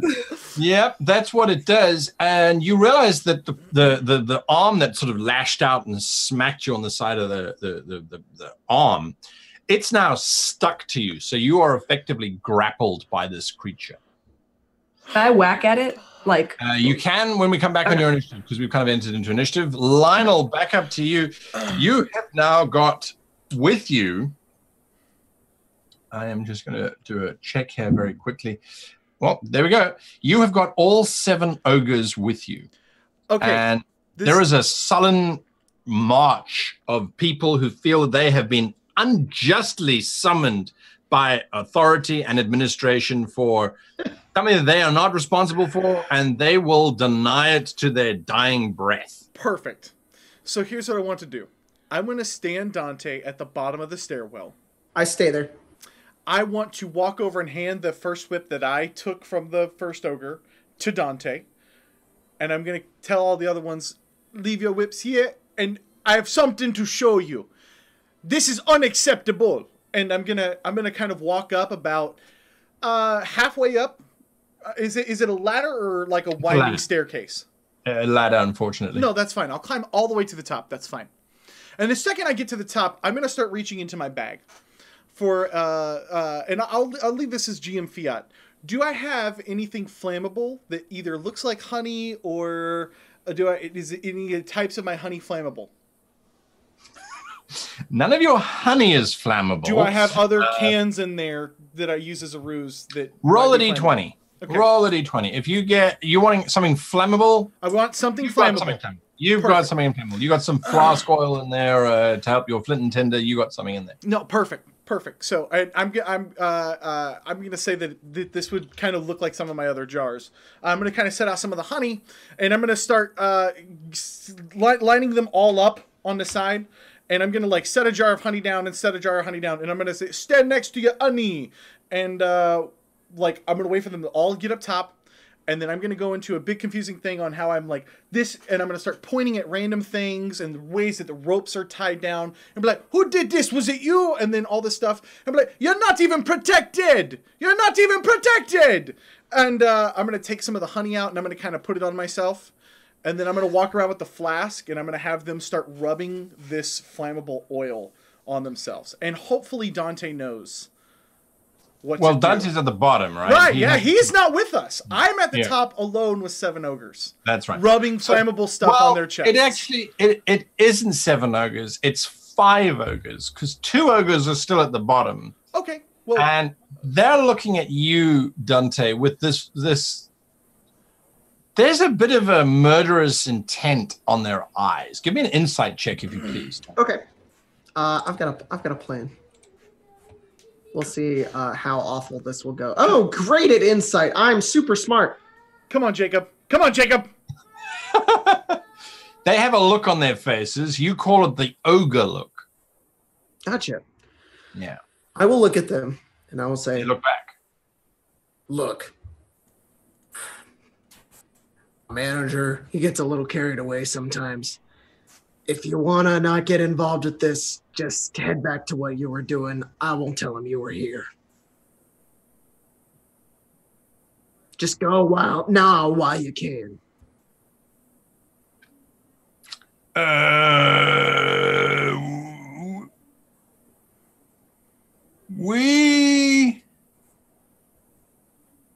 There's a cart that's over there, he says, pointing in the opposite direction to the open cast mine. It should be arriving in about an hour. We usually go out to the cart and help it come in. Can we go do that? Go now, quickly. The other one's like, "What cart? There's no cart out there. What are you talking about?" Oh, you don't have a cart? Then no, there's a cart. There's a cart. There's definitely a cart, says the first one. And he's sort of nudging the other one. There's a cart out there. Oh, there is a cart. Oh, then go deal with your cart, please. Quickly. They start walking away. And there's no... What cart are you talking about, Nigel? Shut up. I'm like holding very still, waiting until they're gone. And then I toss the paper and pencil and I turn around and I look up and I know what Lionel's doing. So I turn and I have this in my inventory. I pull out oil and I am going to start pouring it onto the bottom of this ladder and this tower. And then I will pull out flint and steel and light that shit.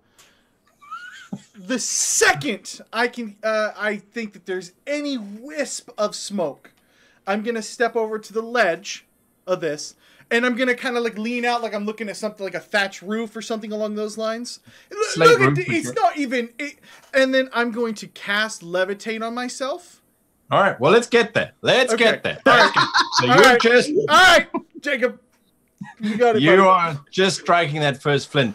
Vankus, you have bared this man. He is obviously used to fighting because he flips around and he pulls out those 2 daggers quite quickly and he glares at you. You think you're the first one to try and take my mind from me? Bear? He's not entirely sure what you are. So he just slices out at you. And he hits you, and the other blade this is for the damage. So 10 damage, and then he tries to hit you again with his second blade, which he misses. So he kind of slices and slashes at you. He's quite defensive as he's making these things, but he does do 10 damage to you. and he starts backing up. As he's doing so, he's shouting, "Ogres! Ogres to me! Where the as he realizes there are no ogres anywhere nearby at all for him to seek solace with. Draxus, how far are you going to take this ogre down the passageway? As long as it'll let me. As long as it can You're muted. The mines are very echoey.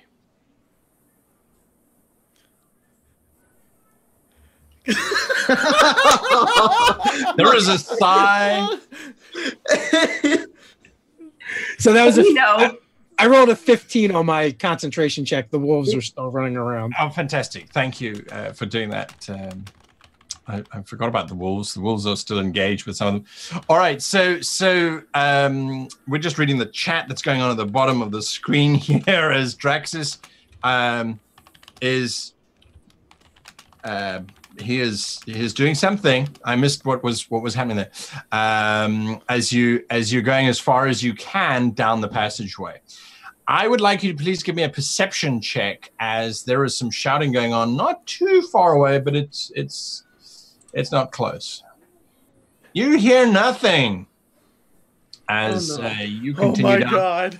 He doesn't respond. Yeah, the ogre with you does not hear anything either. This long passageway opens up in front of you, and I look forward to how Cody's going to keep track of 3 different locations at the same time on the map. But anyway, that's what I'm doing. I'm fine, bro. So, you're good? You're good? All right. So, Draxus, you and the ogre continue down. There's doors on left and right of you. You realize that this section of the mine is fairly well put together. It actually looks to be quite old. Would you please, as you're going down, give me a history check?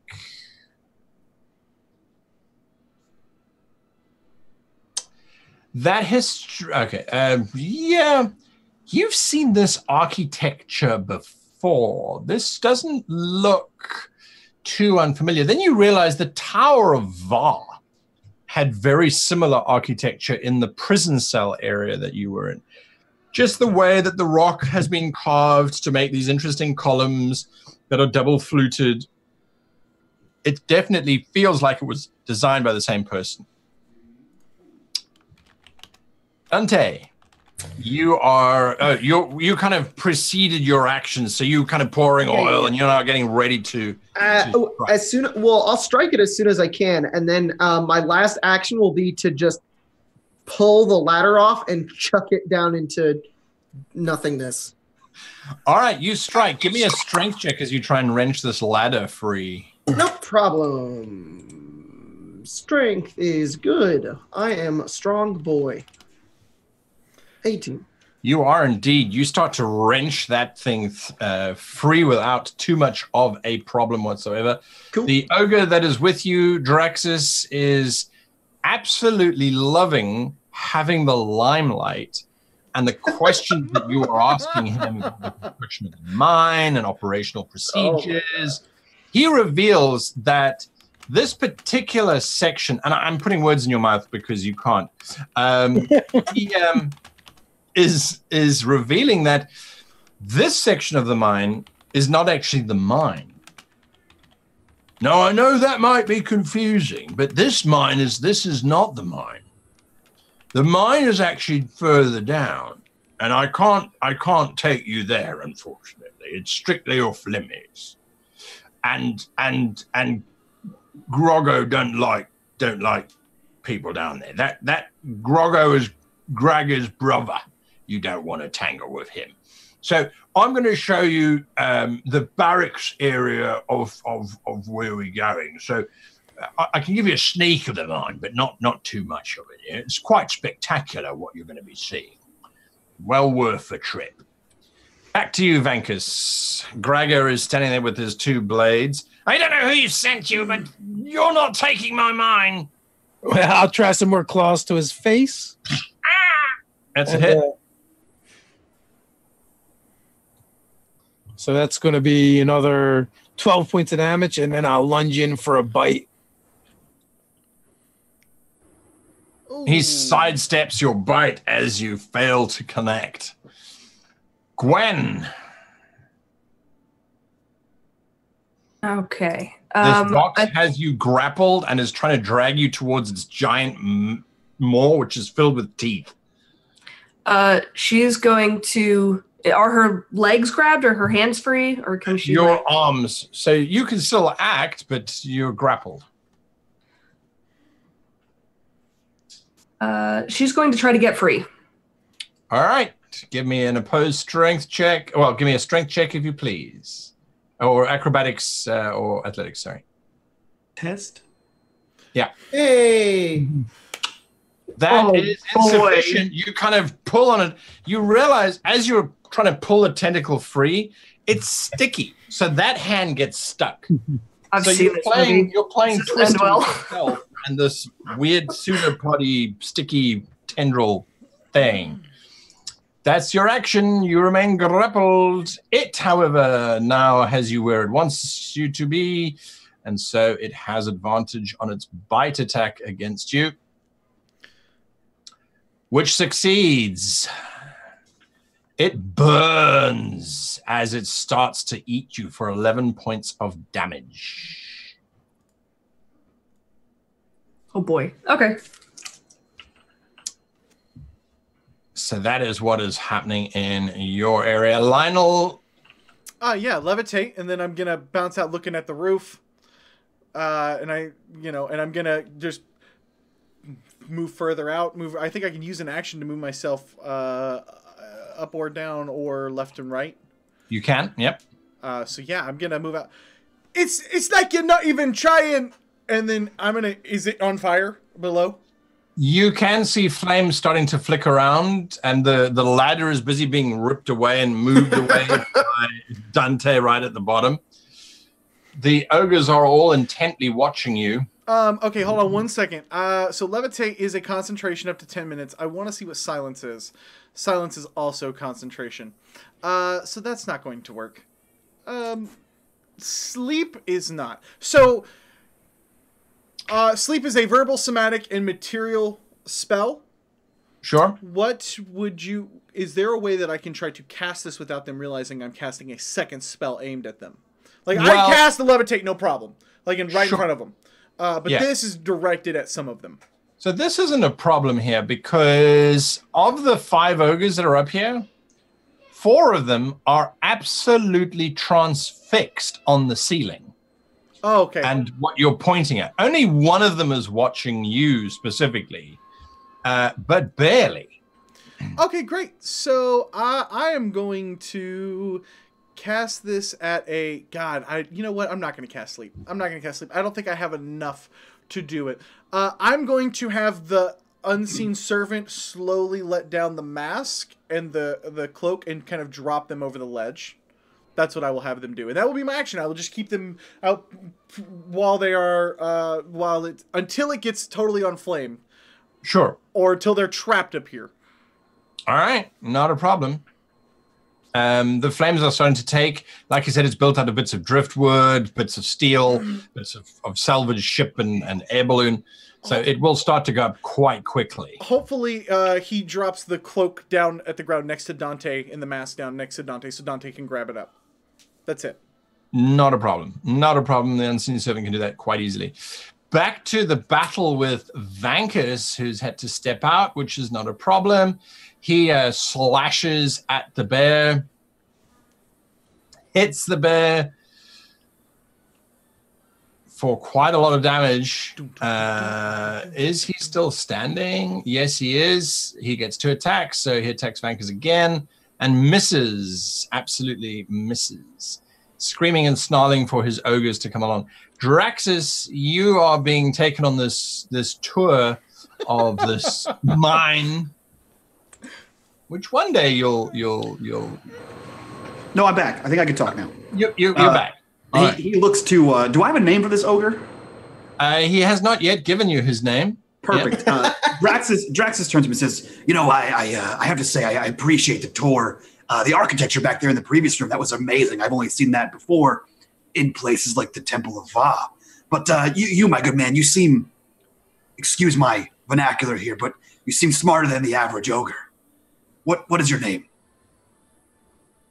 He can't help but give you this giant toothy grin. So awesome. And he says, my name, Yeah. Target Bloodletter. That's a very violent name for someone as astute as you. Is it a familial name? Well, as a matter of fact, it is. You know, I inherited it from my grandfather, who was Target Bloodletter the First. The original, if you like. Do you mind if I make an assumption here that I feel like you don't actually like to be a bloodletter? I have on occasion split some skulls, as is necessarily required by my position as one of the foremen here of the mine. Right. Yeah. But if you had to choose between not letting blood and letting blood, I have a feeling you would choose the not letting of the blood. He sort of looks around with this. No one's here. I'm not going to judge. Well, between you and me. Yeah, just the two of us. I am quite partial to geology, and if I could spend my days down here examining the stalagmite formations, they're quite breathtaking. Oh my god. Now, I originally came here for other purposes, as you're aware, but I would say that I currently have come into possession of a sky whale, as well as a writer and a bookseller, and I have friends in the mercantile districts. And I have friends that live inside the Temple of Va, and I myself am a professor with a doctorate in archaeology specifically. Now, I don't want to presume to take you away from the mine in which you love so much, but if you're interested in a new vocation, I have an opening on my ship for a geologist. In fact, we have very special stones that we're currently working with that could use as astute an eye as yourselves. Now, I could smooth things over with Gregory, and we could leave here with a full severance, I would imagine. Probably clean the mine right out.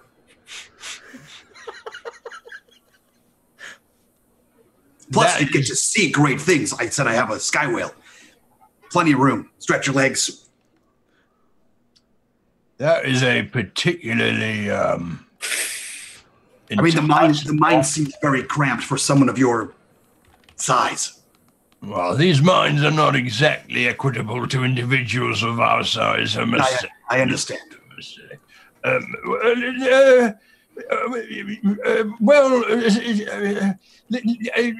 I'll have to think about this for a moment. You've surprised me, sir. You really have surprised me. You've cut me to the quick. You really have. As did you. I expected to see a brutish bodyguard, but you have proven quite the otherwise. No, I'm not his bodyguard. That's Grogger is his bodyguard. Oh, the brother. What are you here? A foreman? Just a foreman in charge of the rest of the. Well, I consult mainly with Gregor as to the direction the mine should be taking. So yes, something along those lines. I've got a good taste for rock, if you like. Just to clarify, that's not a literal. No, unfortunately, in this case, it is actually a genetic defect that I was born with. I can actually taste rock. I've seen that before. Yeah, no, you're not the first ogre I've seen be able to consume stones. Like I said, seeing the sights. I have a talking donkey.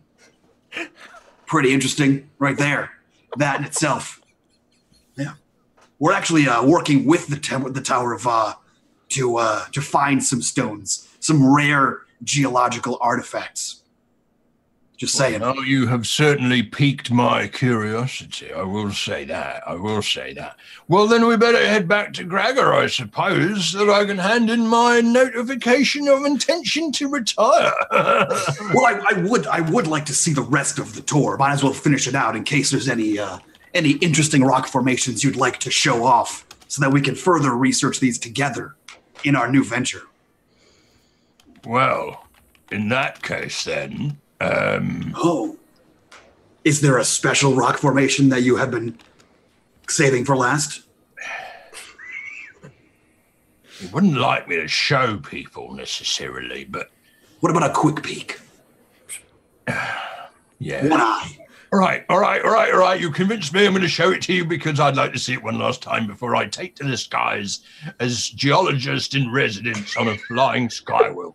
Perfect. It does have quite a nice ring to it, I must It say. sure does, doesn't it? What happened this fucking episode?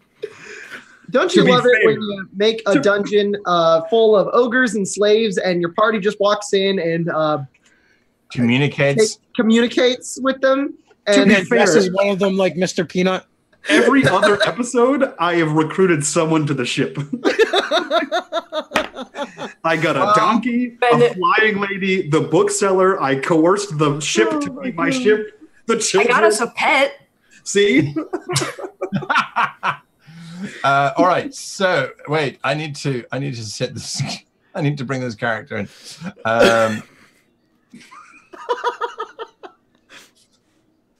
So I Guy, can, what would you say that you do on your prep streams?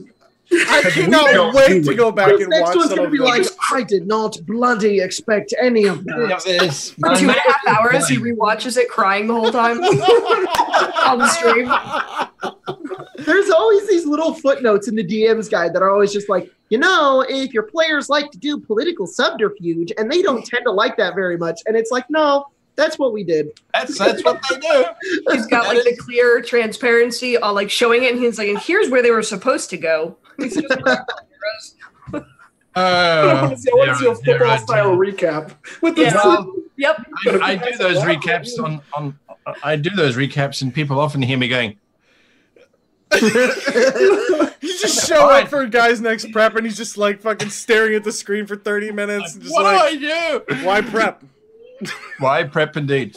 All right, so Dante, you are setting fire. This tower is going. You can see that Lionel has stepped out over the void, Yeah. and the cloak and this mask of his lands nearby you. All right, pick up the cloak and the mask, and I'll put those in my bag. And then, as my action, I will turn and begin to walk back into the mine, and in a wait for Lionel. And as my action, I will also say, "You're fired," and I'll make my way back in. No! All right, that's what you're saying. You look over and you can see that the ogres that were engaged with the wolves have been joined by those patrols as well. And the wolves are down to about 3 wolves now that are left in this bloody battle that's raging. They're not dire wolves, are they, Vankus? They're just regular wolves, right? Regular wolves. Yeah. All right. So that is definitely happening there. All right, I'll just keep a lookout, and in case anything happens, I'm just going to stay where I am because there's not much I can do. Yep. So that means that there are 8 of these ogres now with 2 sets of these war dogs engaged with the remaining wolves. It looks like it's a bit of a grudge match because several of them have got bite marks on them, the ogres. They're very unhappy with the wolves, but there's not much that the wolves can do. They're just being destroyed by these individuals. But they're not paying attention to the tower, which is now starting to become a raging inferno behind you. Because of the ladder section, the fire is just reaching up towards the ogres. The ogres inside of the tower have now realized what's going on. There's fire all around them. They look out at you, Lionel. They have no whips. Whips! They have no whips. They have nothing. They have fists. This is One only of a them- drill. It is imaginary fire to see a who will drill. last the longest. It is like a game of chicken. Deception, natural 20. One of them shouts at you, "We are betrayed!" You, and the others are going, "There's fire." 3 of them jump out of the tower and drop down 40 feet. Taking, how are they doing? They're not doing so well. I'm going to throw them into this. Burn them, Dante. They've rubbed oil on their chest. They really have. So they're going to jump down and they are going to take that much damage each. Of course, it's nearly maximum damage. So that's 13 points each. And then there's one still in the tower. There's two still in the tower that are trying to think of a smart or an intelligent way to get out of this. That is not happening anytime quickly. Vankus, back to you. Gregor is there. He's got his 2 blades. He's struck you a couple of times. You maintain your concentration on those wolves. He's glaring at you. Who are you? Why are you attacking my mine? So with my bear paws, I just kind of like brush off the wounds. Right. And as I do, the whole bear facade just fades to Vankus, who is just like a little runt. You've taken the last from our packs. Now the pack takes you. I'm going to dismiss the spell I'm concentrating, and I cast Conjure Animals once again. Oh! I'll try and spare your ears. And now he's surrounded by 8 wolves and Vankus. Not happening. And I command the wolves to tear him apart. Ah, shit. That's not the NPC. That's Guy. All right, so there are these wolves everywhere around. But technically, that's like 8 attacks at him with advantage. It is. It definitely is. They trip too. they are just going to rip into him. There's not much he can do about that. So, I just want Vankus was to kind of stare over him, glowering at him as he's ripped apart. Yeah, he sort of slashes at some of the wolves, but as you say, there's 8 with advantage, busy ripping into him. He's going to get pulled apart. I'm not going to run through the combat scenario of the whole thing because he's not going to survive. You're there as well, as he's just being ripped to shreds. Draxus, you're led down this corridor by Targrath, the blood letter. And at the very end of it, you can see this large circular door with 4 very large, it looks like rotating clockwork levers or levers, as you might say. And in front of it is this multi-tentacled, floating, very cadaverous-looking beholder-esque type thing. And Targath from behind you says, hello, Groggo. I've brought someone to have a look-see. I thought you said that Groggo was Gregory's brother. Groggo's anything he likes to be. Okay. You got me. Well, I may not have articulated he's not the same species. Yep, you buried the lead on that one. It's okay. I'm not one to judge. If someone wants to claim relationship status, I'm not going to No, me either. I expected one thing, got something very, very different. It's okay. It just gave me a little bit of a jump. This form slowly rotates around to look at you with these milky white eyes, and this massive maw with bits of drool and spittle and slime glares at you. It doesn't say anything, but it seems to be analyzing you, trying to understand why you're here. Do you say anything to it? Yeah, as soon as he turns around and sees that it is a face, he turns and says, Groggo, I don't want to be rude. I'm not sure how to greet one as venerable as yourself. However, this is my good friend Targath is leading me on a tour while Grega is outside dealing with, I think, some kind of a mutiny. He's being mauled by wolves. Yep. There seems to be some kind of mutiny that your brother is dealing with at the moment. I'm here to sell things, and while I'm waiting, Targath was kind enough to give me a tour of the mine, and he said that what's behind this door, guarded by the best person in the mine, is something really worth seeing. So he figured he would come give me a swing by here and see if you'd be so kind as to let us through and take a look at the jewel of the mine, as it were. all of the eyes are looking at you. Bits of flesh are peeling off of this thing. It then rotates back because it has no alternative to believe anything else. And the stalks reach around to those 4 clockwork levers, and it pulls all 4 at the same time. And the circular door lowers down into the ground. And beyond that, you can see this very small chamber, not very big, but more importantly is there is a chest at the far end of the room.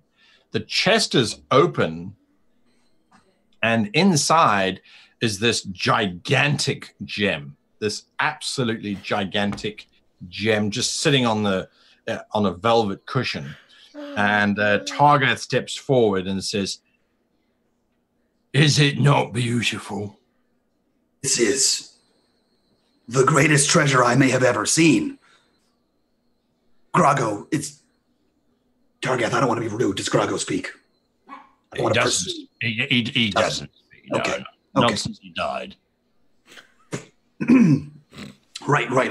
Understandable. Yeah, no, very difficult to articulate without the proper ligaments. Targath, what is this? Where did you uncover the stone? Would I be permitted to examine this? And he looks to Grago. Could I see this? Gwen, you are in combat. This thing is just ripping into you. It's wrapped around you. There are tentacles everywhere. If she has her morning star like straight down, can she try to trying to like hit up at it like? Sure. Make your attacks.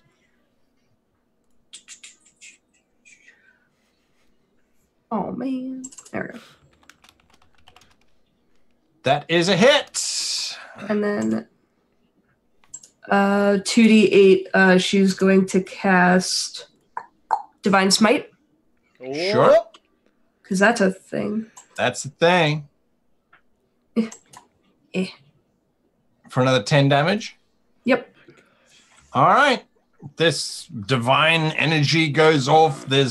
The thing seems to quiver, which causes all of the tentacles and things that are on you to sort of convulse and shudder, wrapping themselves tighter around you as you do that. It then makes an attack against you with its teeth because you are still grappled, as it can only do this. There's the attack against Gwen. And that is a hit. As it sure is, guys. To consume you for another 13 points of damage. Okay, stop being funny a little bit. She, as she's just getting nommed on, like, probably like her shoulder or head area, Sure. I'm assuming. Yeah, it's pulling you into itself. She's like, I've got one job and it's down the hall, probably bragging about something stupid. And she's just trying to whack it and elbow it and just get out of its clutches. Oh my gosh. Just die over and over again and keep coming back. So We never pay for new greedy. art for Lauren. All right, Lionel, back to you. The tower is now on fire. You can see that Dante has got 3 ogres standing next to him. Easy peasy. Bruv, you should sleep. And I'm going to cast sleep at level 3. So I don't know how many hit points they have. But I'm going to roll a whopping 98 points of damage and just put that much to sleep. 98? 9d8. Oh. 1, Like 98 hit points? 3, 4, 5, 6, 7, 8, 9. Ka-chow.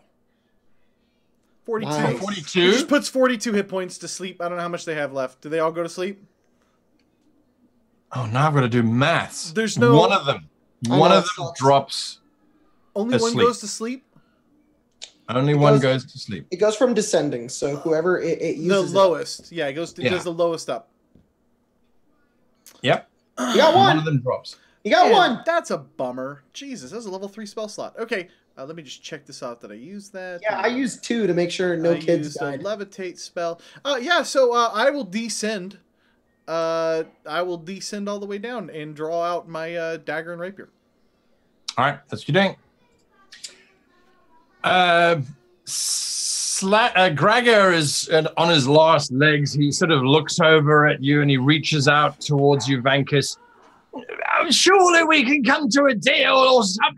Oh, as he's being mauled. Please, I'm begging you, let me live. Please, I don't want to. Oh, as this sort of thing's wrenching his neck. You're muted. You're muted. Vegas pats the air in front of him, and the wolves kind of like start snarling and circling. That's you. See all the children. You can have all of them. They're no good at digging anyway. Give me an insight check. Okay. I point up, up the ramp to kind of just like say, get out of here.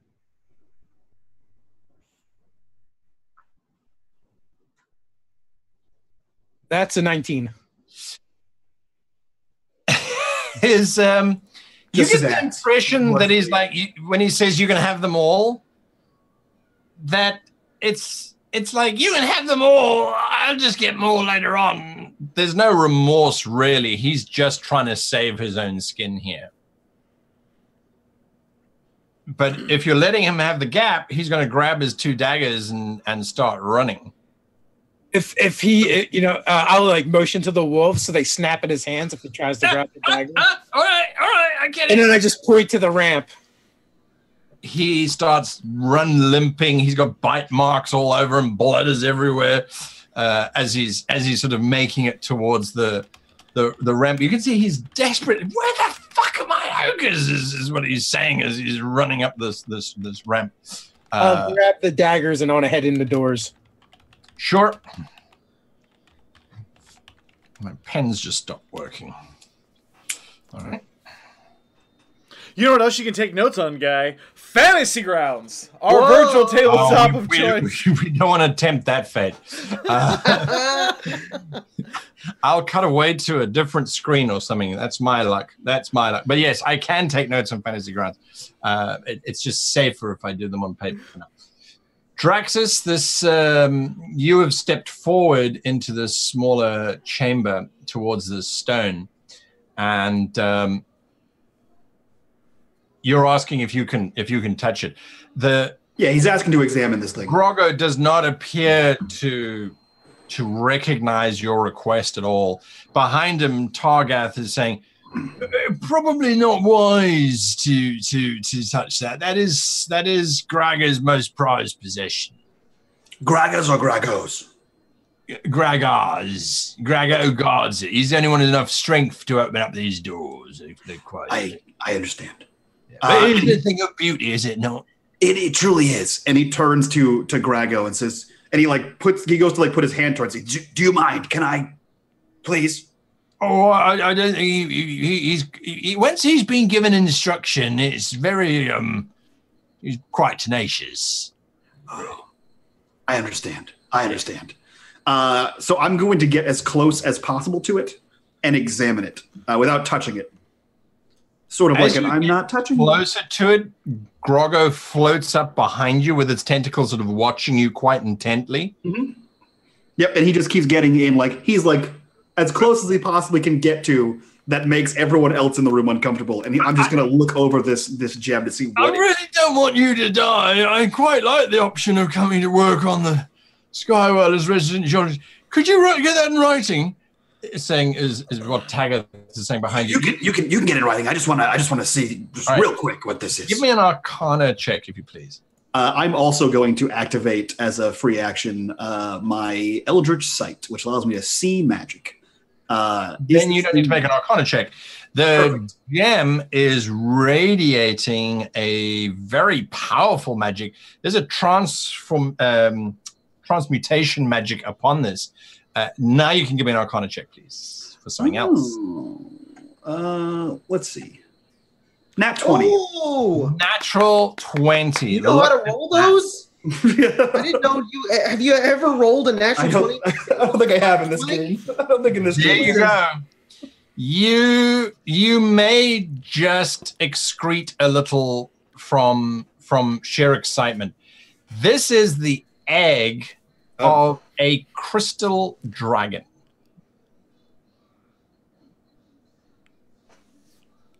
Rumored to only exist in legend. They were all wiped out when the planet exploded. So if this is it's radiating a magic that is definitely concomitant with what one has read about these fantastical beasts from old. It is the egg of a crystal dragon.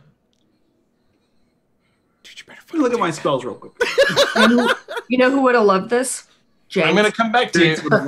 Yeah, feel free. Dante. Oh, it's my turn. There I got are 3 ogres dudes in front of me, right? calling them up. You deception traitors, try to murder us. As they're busy pulling themselves up. Are they anywhere near ledges? Not really. There's one that's next to the open cast mine, but like I said, it's a spiral, so his maximum drop is about 20 feet. Okay. I put one to sleep. I'm just saying. Yeah, so there's 3 around you. Sorry. Yeah, there's 3. There's 3. I knew that. Yeah, 3. I'm going to... There's 2 standing up. 1 is asleep. I go, and I shrug, and then I'm going to put a cloud of daggers on the first one. Or, no. I'll run forward in between all of them, and I'll cast Thunder Wave if I can get in between all of them. You can get the 2 that are still standing. The one that slept is lying on the ground, so you can Thunder Wave at 2 of them without a problem. All right, cool. Let's do that. I'm going to do it at 3rd level. They need to make a Constitution saving throw. All right, first Constitution saving throw is Booyakacha. Oh, a 2. It was on a 20 and it rolled over to 2. Awesome. That sucks. All right, so he fails. The second one fails because that's just how Fantasy Ground rolls. They take 12 thunder damage and they go flying 15 feet. All right, 12 thunder damage. Oh, they get pushed 10 feet away from me. And they get pushed 10 feet away from you. I'm going to give one of them a dexterity saving throw, otherwise he's going over the ledge. Fall. He succeeds. Fuck you. He succeeds. He's like, whoa. Ah! Then they start growling. Right. Targath is busy asking for his letter of recommendation and a contractual signature to just be placed here quite quickly. He's frantically writing something up on his loincloth as he speaks, as he's watching your drool over the stone. That ogre is sleeping. This ogre is just charging with absolute anger at you, Dante, because you're the only one who's around. Come here, come get me. He charges at you and misses as he runs past. The second one charges at you and misses as well. He has no weapons, back bud. To you, back to you, Vankus. They had them. I was going to head into the mines and see what's going on that way. All right, you're going to head into the mines and see what's going on. Okay, I'm going to add you quickly to the mix here so we remember where you are. The Groggo is just watching you very closely, Draxus. All of its eyes are watching. It's not doing anything. Back to you, Gwen. Tentacles, teeth, sticky slime. She's going to just start flailing, starting to panic a little bit as, like when people start getting pulled slowly, like under a table. That's what it sort of looks like from the aerial view of this thing, just slowly pulling her like the tops of her shirt. If I could just nailed it. You hit it. Oh, good. With 3 points of damage. There's my extra attack. And then that one. For my my smite again. For another 3 points of damage. Let's not talk about it. That's not great damage. Oh, no. Too many tentacles is what you hear being yelled down the hall. Tentacles! Too many! Like 5 too many. And it final well, not its final attack, but its attack against you. It bites. And it hits. Oh no! Oh god! 9 points of damage. She spits blood at it. That's all you got? You just hear her yelling as loud. That's all you got, you shout from its mouth. And we'll be back next week to find out what happens to Gwen and everybody else all over the dungeon map. You shit. Guys, we'll see you next week with my third character of this. The mimic is going to replace Gwen. The other character just in case. Dude, going back and when you see Guy say Crystal Dragon, Cody and I both at the same time go, like, it's so funny, yeah.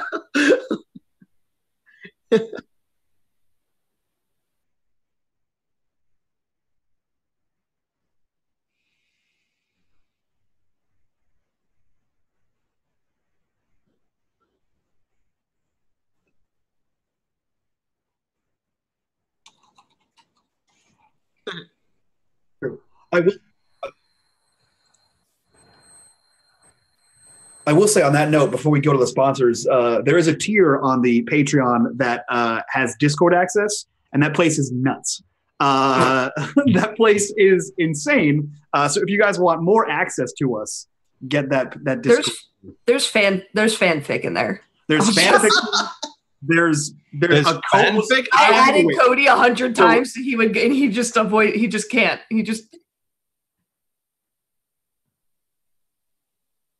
Yeah. So there's fanfic. There's a cult that was formed. There's NPCs based on people. It's all kinds of stuff.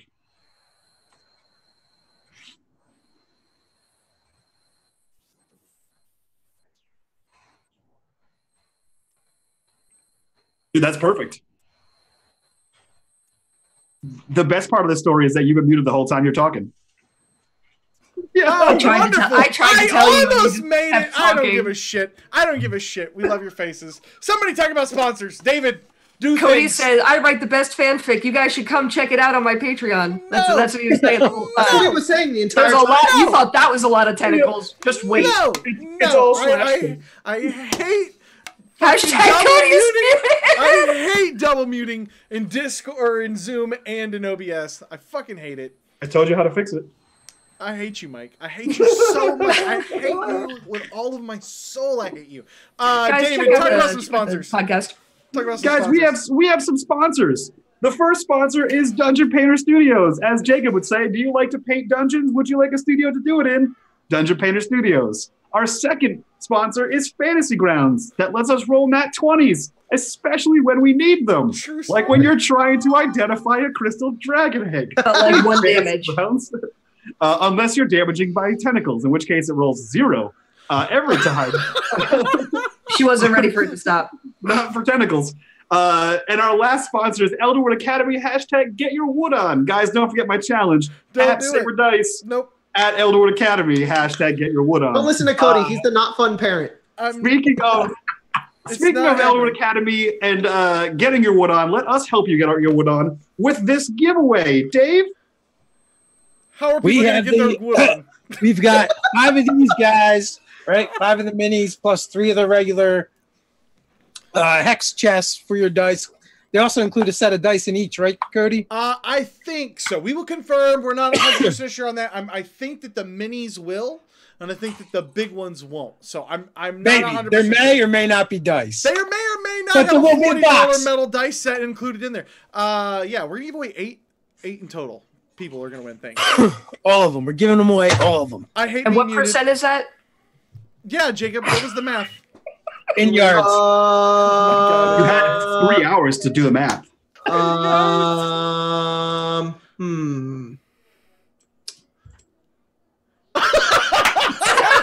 Okay, folks.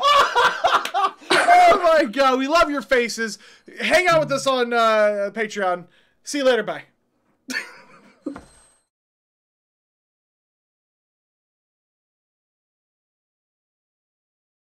How much? Wait, we're back live. We love your face, Desert Fox. Thanks, Sky, for letting us name the kids on the Discord. Hopefully they don't die spectacularly. All right, now we're out.